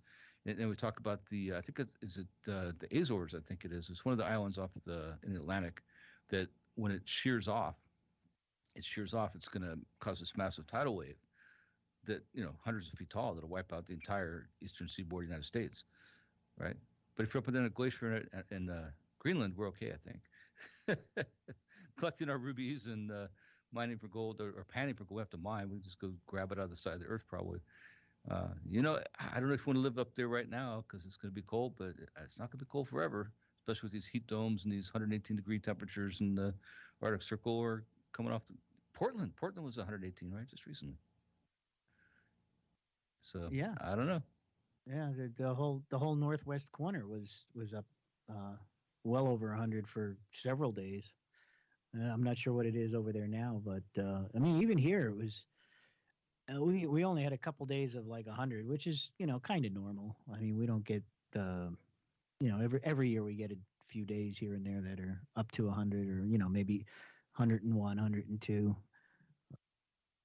But for the Pacific Northwest to be 120 degrees or close to it, that's a bit excessive. Well, for anywhere to be, I mean, if 120 degrees is something you'd hear about for like Death Valley or the Sahara Desert or something, it's not something that just normally happens in northern latitudes. Well, what do you think about these floods? Like these floods that happened all over the world. We had ours here a little bit, not minor compared to the rest of the world, but Germany, and then that's the most major one, probably washed away all those villages, and then China been swept. These whole villages have been swept away, similar in the same way with more people in their interior, just like what happened in Germany. Places never had any kind of rainfall like that in that kind of time. I mean, and they're saying it's because the heat in that area is capturing more moisture in the atmosphere, and it just drops it, because it water ladens the atmosphere above these zones because it's not used to having that kind of heat. Well, if that's happened there, we're supposed to see that, you'd think, in our Pacific Northwest shortly as well, because but the jet stream kind of carries it over, right? So maybe that, just the smoke from the fires is going on the East Coast and bothering you guys over there, right? Yeah, I think we you guys just got that a couple days ago. Yeah. I mean, it was weird because at 3:00 in the afternoon, you could actually like just go outside and look straight at the sun, and it didn't hurt your eyes, or it was so thick that it was like a bright orange, like truly orange color. It was really weird, and of course, it looking at mountains and stuff, it kind of looked like you could see the haze off in the distance, and some of the mountains were barely visible, like the silhouette in the background and stuff. But I didn't even realize that it was going on. One of the guys came in from outside. He went to lunch at the shop and came in and says, "Man," he says, "it smells like something's burning out in the parking lot, and it's real smoky outside." And I'm like, well, kind of, what are you talking about? And I kind of like poked my head and I looked out the bay door and I was like, oh, it's summertime. It's 95 degrees. It's just hazy and humid out, I guess. And he said, no, man, it smells like something's burning. So, my boss actually went outside and like checked the air conditioning units on the roof and stuff to make sure that there was no fire going on, because it really smelled like fire. And, we all walked outside and kind of looked at the sun and went, wow, that's kind of weird looking, but, it wasn't until like later on that I had found out that it was the smoke from the fire way out west. It was just kind of like bizarre. Yeah. It just kind of like crept in, and that was just the way, but you could smell it was burning, and the visibility was really low, and, kind of made your eyes water and your nose run a little bit if you're sensitive to that. Well, the fact that it's happening around the world, right? I mean, that's the thing that's if it wasn't people like us that do look at more things like the stuff in Siberia and those big holes that have been happening for a couple of years now, but having more prevalent and happening more, these signs, there's something going on, right? There's something going on. And is it without waxing too conspiratorial, I mean, it's just the fact that it is going on, it is happening. These are signs of something. There's no way that you're gonna have these once in 100-year floods happen back to back to back, in multiple zones. Like I said, we know we're reaching a high point of a sun cycle. We know we're reaching a high point in the 12,000-year Earth cycle. And some of this weird weather too. I mean, going slightly conspiratorial, they've been spraying crap in the air since the mid 80s. Maybe that's finally starting to have an effect on the weather that's beyond repair now. Well, the fact that they did it to reflect the sunlight going way back, like so. First, it was all denial. That's the excuse, right? Right. First, it was all denial, right?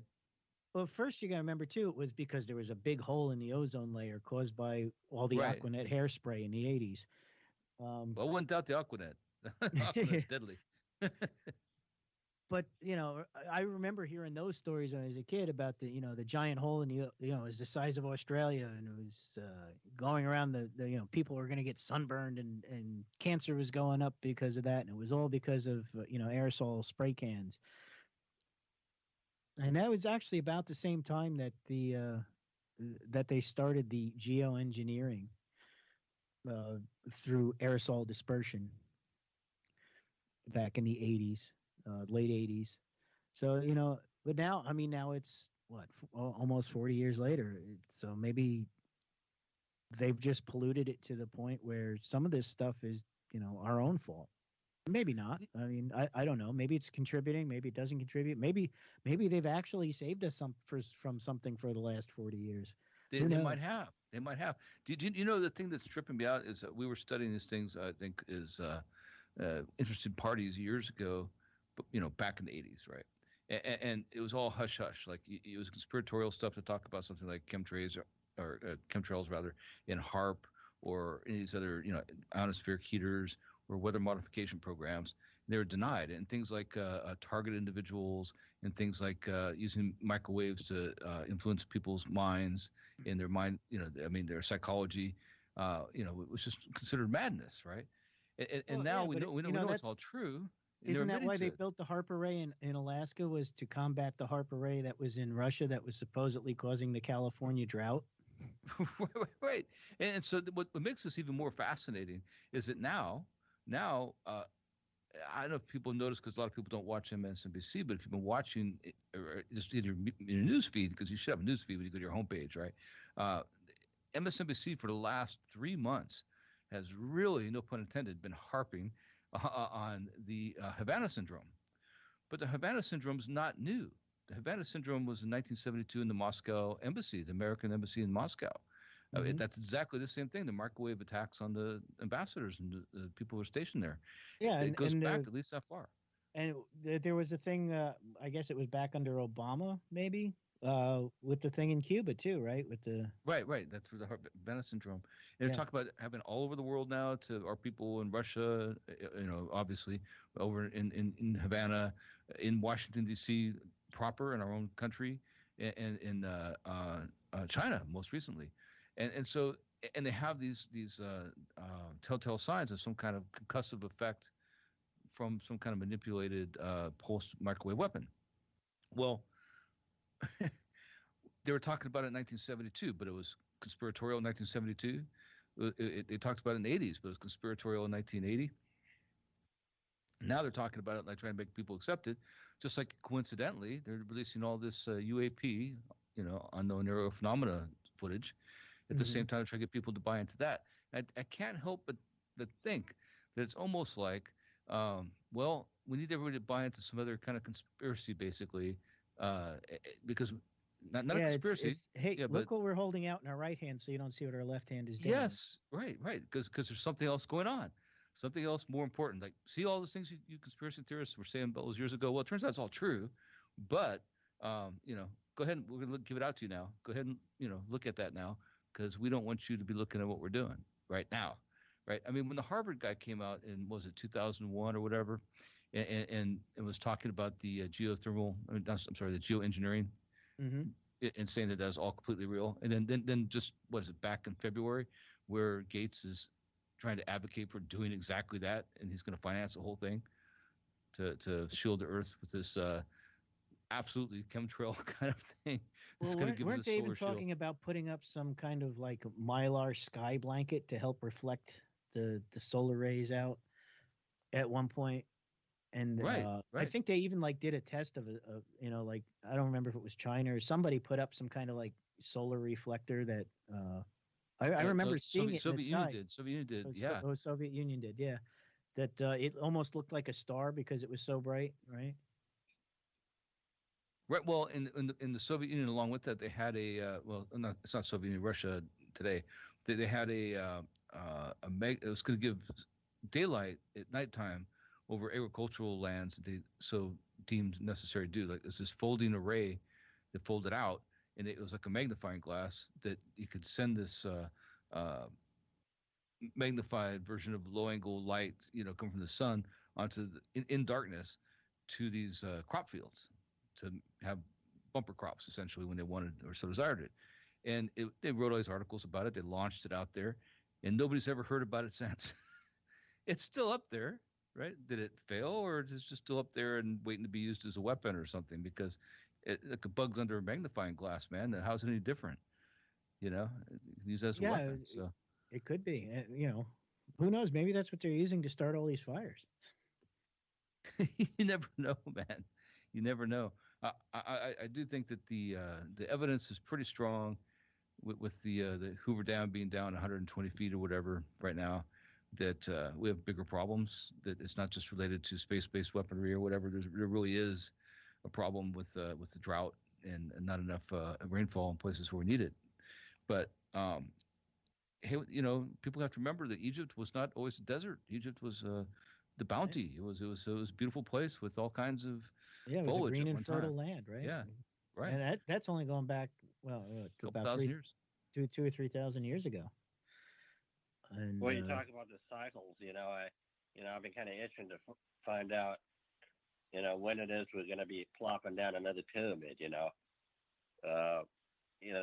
what kind of comes into my mind sometimes. The technology, how it makes its way around again to, finding out how they did that again. It's not something similar like it, or similar to a way that they did it maybe at one time, or in combination of a couple different ways.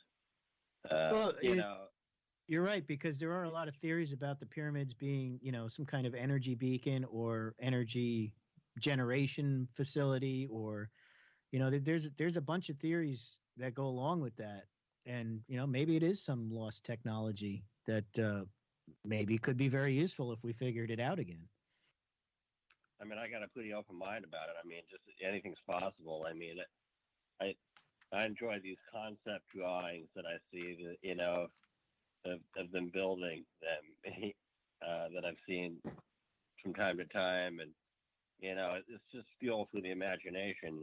It's fun to think about, how they may have built them and whatnot, and it could come around again with the civilizations, can come to a point where they do something like that again and leave it, and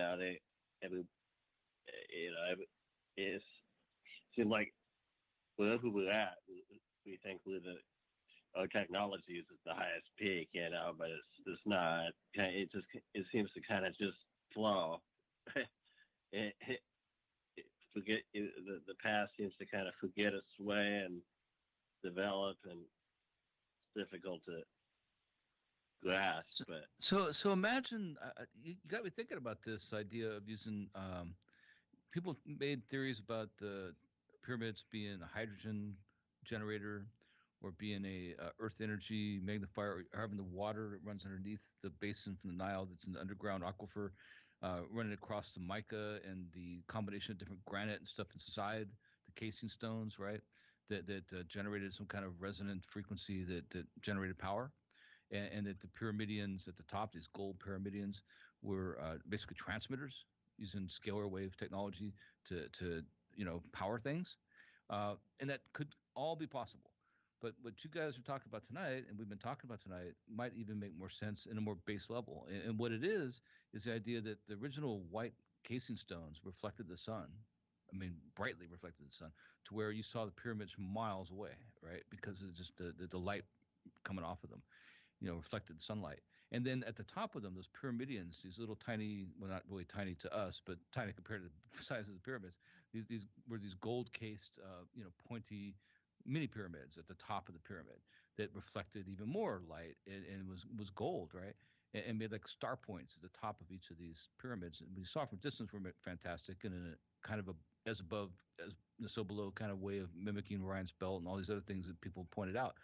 But what if all that was done just like we're talking about now to act as cloud attractors, essentially, by putting this heated section over the land that made this thermal dome, that drew in the humidity and the clouds and vaporized the air around it to make clouds, to drop rainfall, because they knew they could see what's happened with the desertification of the Sahara in northern Africa, and it was going to happen to them, and it was a way to stall that.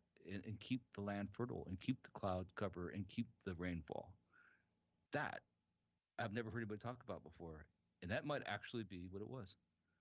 That's a really interesting concept. That's not something I've heard before either. I always figured that the reflective capstone and the gold alloy at the top was, maybe obviously it's conductive for radio waves or other forms of electromagnetic radiation, but just being reflective, maybe it was just a beacon, like a lighthouse beacon kind of thing. But that's a real fascinating concept. That maybe it was some kind of weather control system. That would be really interesting. That would be really neat to find out that it was something really advanced like that. I think it is. I've never heard anybody talk about it. We're in the show right now talking about it, and I just thought, wow, that actually, in the context of things we're seeing now with other weather events that are unrelated, just naturally happening. What if there was a way to do it like that? And it seems like there would be, right? You are reflecting this incredible amount of energy back up into the atmosphere and heating the atmosphere. It's an ionospheric heater in the sense that it's reflecting this it's making this thermal zone directly above the pyramids, right? And laid out the way that they were. And why not use that as a cloud attracting device to drop rainfall over an area? I could absolutely see that being a possibility. Yeah, it could be. I mean, it makes sense. And, I've seen the theories about the design of the pyramids for energy generation and stuff. So it's very possible that they had actually figured. I mean, we know they had light bulbs. Not what we consider a light bulb, Right. but They lit the inside of the pyramids to work on them and draw their drawings. There's no scorch marks from the smoke. There's no sediment from the smoke. They weren't using oil lamps to light the inside of the pyramid. I mean, and there's even drawings in the hieroglyphics about something that looks like a light bulb, right? And then you look at the Baghdad battery concept, where maybe they figured maybe it was just some kind of phosphorescent gel or something, or that they maybe they crushed up fireflies and figured out that if you made a potato battery with, a couple nails, that you could light up the phosphorescent and make something illuminate that way. But there's a lot of stuff that I'm sure we don't know, and somebody does. Maybe maybe it's hidden under the Vatican or whatever. But I mean, I think in a metaphysical sense, I think the hands of the universe it quite possibly have developed the pyramids for multi-purpose abilities, throughout the ages, to where they could be reconstructed in such a way, or be somewhat built without one generation knowing exactly what it was they were building, but another generation comes along and takes use of whatever was built into it, knowing exactly what it's supposed to be to do. Well, I mean, we kind of do the same thing now in modern times, right? I mean, if you look at something like the Empire State Building, it was obviously designed as a building with, for storing people and rooms and being a building. But look at all the radio antennas that are on the top of it, right? They use it for broadcasting all the radio stations in the area throughout New York City and even, farther out. So, there's a dual purpose there, right? And it wasn't originally designed to be a radio tower, but hey, we have this really tall building and it's a great place to put some antennas. So let's make it a radio tower as well. Yeah, that's a good example. Yeah, so that rise in elevation. Oh, go ahead. What was it? No, so that rise in elevation being 400 feet above, right, with the Pyramidion. So now we're talking about the radar and wasn't radar actually at the time, but radio station transmitting antennas on the Empire State Building, which is much higher than pyramids, of course. But the oldest surviving building we know of is the Great Pyramid, and it was 400 and some odd feet, 440, something like that, right? Still very tall up until the 19th century. It was the tallest building on the planet. So. And that's a pretty flat landscape there too, right? So right. Really wouldn't need a whole lot of elevation to be able to broadcast out some kind of signal. And again, why would you have the gold-plated pyramidions? Because you are trying to transmit some kind of signal, right? It's a conductive element, right? Most conductive element there is, that in platinum, right? So, yeah, it does make sense to a certain extent. That it does imply an understanding of some kind of technology, right? We don't have to say it's electronics, although you can make that claim too. But it's certainly understand thermodynamics and understand temperature inversion and understand weather and understand energy generation and how things conduct from the orbit of the electrons, covalent electrons, right? So to discharge points, which would be those points in the pyramidion. So yeah, there's a lot there, man. There is, and I'm looking forward to somebody solving that riddle someday. Yeah, it would be fascinating if somebody could actually figure it all out, for sure, and maybe even try it as an experiment to see. There's, like you said, there's a lot of theories to it, and I've seen a bunch of them, but it would be truly interesting to find out what it was really all about. Because we don't know, because we're missing all the casing stones in the pyramidions, right? So we know what the pyramidions. We have some of the pyramidions, some of them are preserved in museums and stuff, but we don't. And we know some of the casing stones because they built buildings in the surrounding area from the casing stones. When it got taken over by the Muslims back in the day, and not blaming the Muslims, just saying they came in, they seized all that stuff. They used to just building stones to build mosques and stuff, right, in the area. So, and I'm sure the Greeks did the same thing, but not really, because the Ptolemies were the Greeks, really, basically. That's the Cleopatra angle. But we're just not going to know until we have a time machine, I guess, or somehow able to do some kind of forensic archaeology and be able to go back and really piece it all back together in its proper glory. Because what occurs to me as well is they might not be the most advanced thing at all. Like, those are the stone things that survive because they're made out of stone. But what other peripheral things that may have had more power and had more influence on the world at the time were around there? We just don't have it all because they decayed. What kind of understanding did they have that was lost to time? It may have been written down on a piece of papyrus somewhere explaining it all, but either we haven't found it or it's gone with centuries. Well, if our civilization collapsed, there would be pretty much nothing left after 100 years. We'd have some plastics, and we'd have some things like maybe a CD. The CDs are not infinite, they get exposed to the sunlight, they just burn through, and there's a little eventually they disintegrate. Well, I mean, just think about it. All we need is a power outage, and how much data we would lose. Stuff that you and I probably have photo albums with actual pictures in them, but how many people don't? I mean, how many pictures do you just have on your cell phone or on your computer? Just lose to history. Once the power goes out, they're gone forever. They're just not coming back, right? Unless somebody figures out how to turn the power back on and figures out how to reboot the machine, if it isn't fried from an electromagnetic storm or whatever. You may be able to recover it in the future if it's still there, but even that over time, like the NAND flash storage and stuff, or these USB sticks, they will degrade over a long enough period of time if they're not charged up. So that stuff will just be gone forever. And even if they were preserved perfectly, and we kept them in some kind of RF shielded thing, and some future generation, 30,000 years from now, digs them up, right? They're not going to know what they are. In the process of taking them apart to figure out what they are, they're going to destroy the very static charge that holds the data in the USB stick, right? Trying to figure out what it was. So I thought there was a certain amount of brilliance to the idea of the Voyager satellite putting that gold album, that record album out there. Mm-hmm. Gold albums made out of gold with the pictures of the man and woman and all stuff on it, right? Because the idea behind it is pretty well thought out in the sense. Well, I mean, gold is one of the only things that we have on Earth that doesn't corrode or decay, right? Well, right, and then some intelligent being would have enough wherewithal to hopefully not blow it up and destroy it, trying to figure out what it is.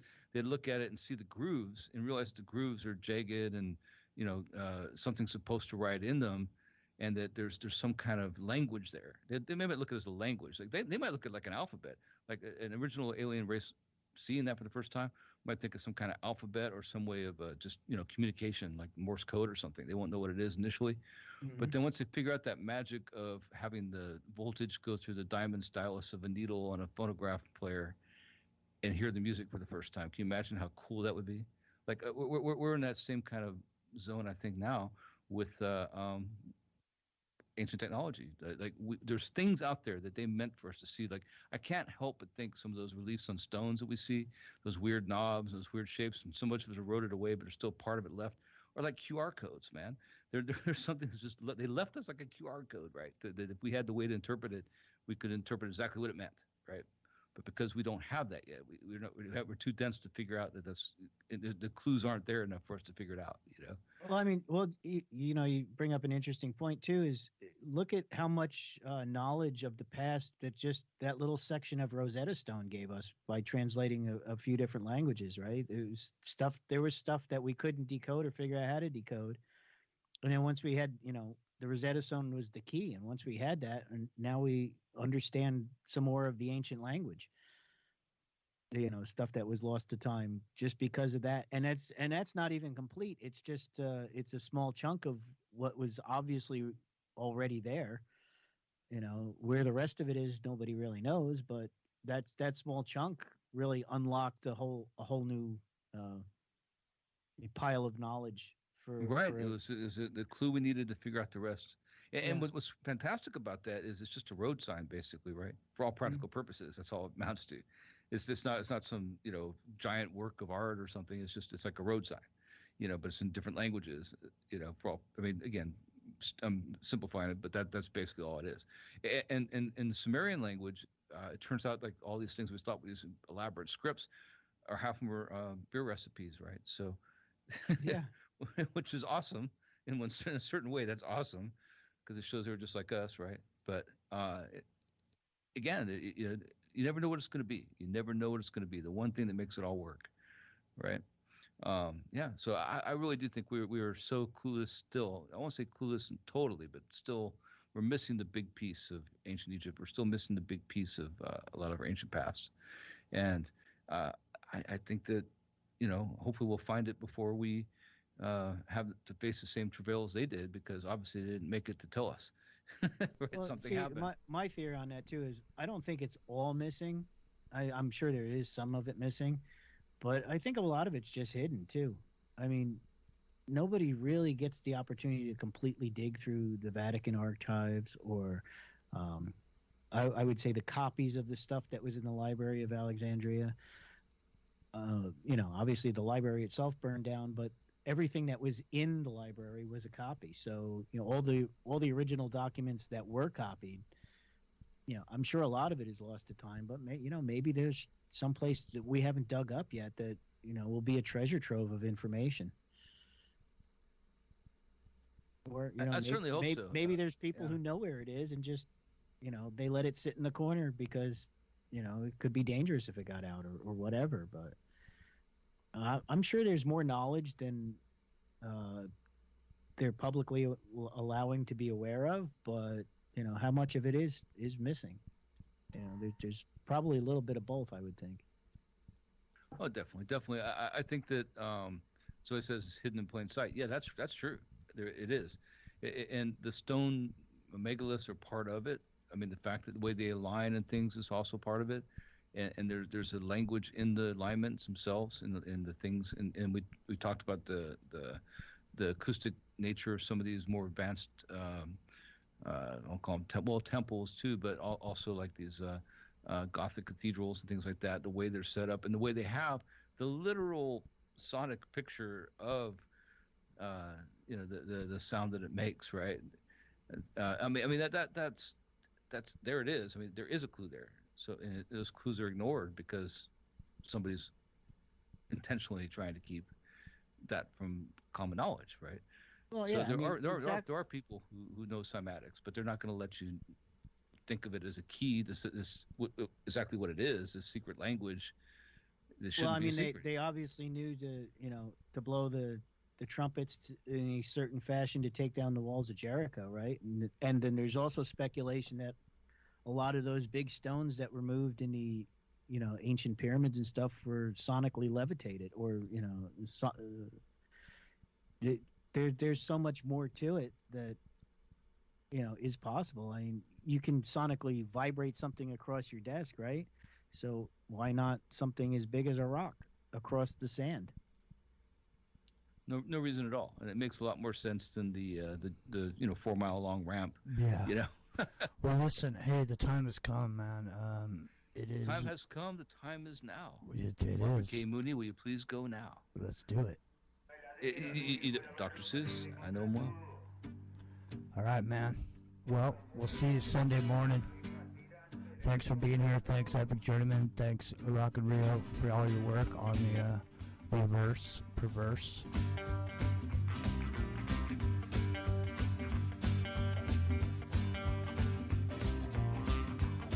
And we'll see you guys Sunday. Thanks for being here. Good night, everybody. Have a pleasant tomorrow.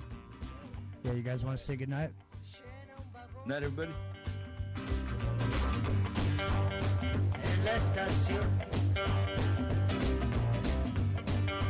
pasa un transeúnte chiflando una canción. Se prende un cigarrillo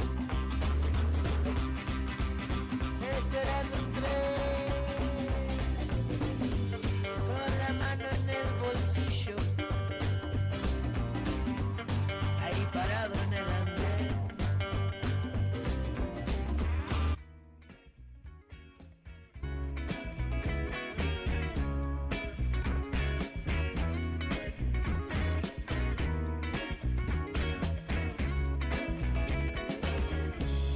When I'm falling to the side, when I'm running around for a lifetime,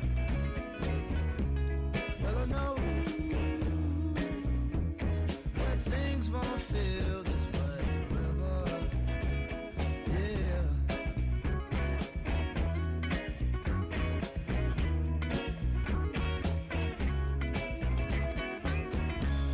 Well, I told her it would be fine, but she walked out the door. She wasn't listening. What's the way she won't care left behind us? We watched their love, yeah.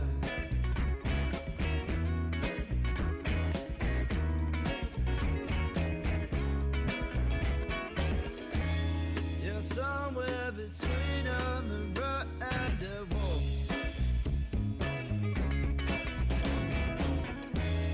Just say what you think or say nothing at all.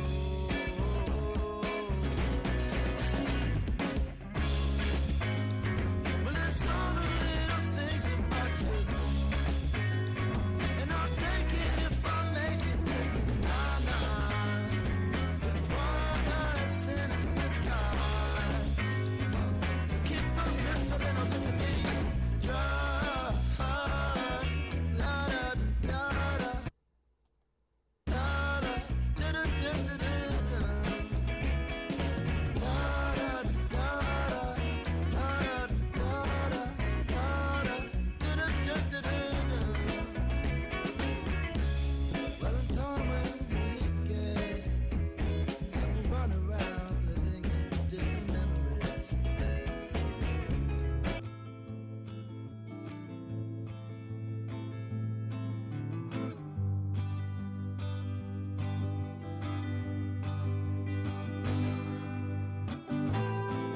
I've been thinking for days, trying to come up with ways to talk to you.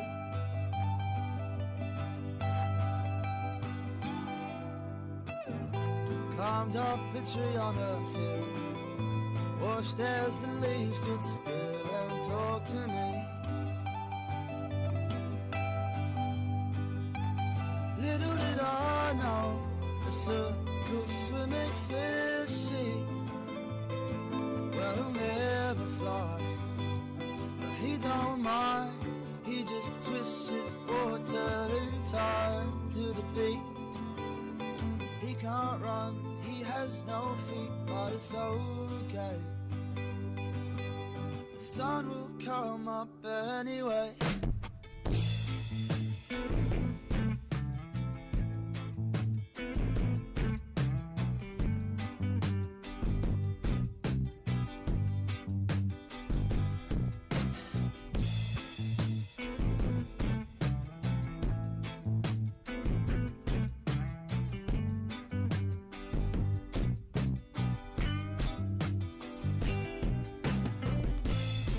Nobody hears her now. Nobody cared to tell her what was said.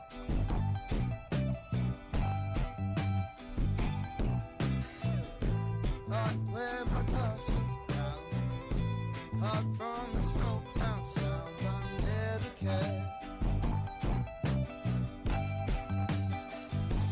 Little did I know the circle swimming fishing but she'll never cry, but she don't mind. She just dances around in her own time. Feel the beat. It won't rain if the clouds don't sleep, but it's okay. The sun will come up anyway. Hey.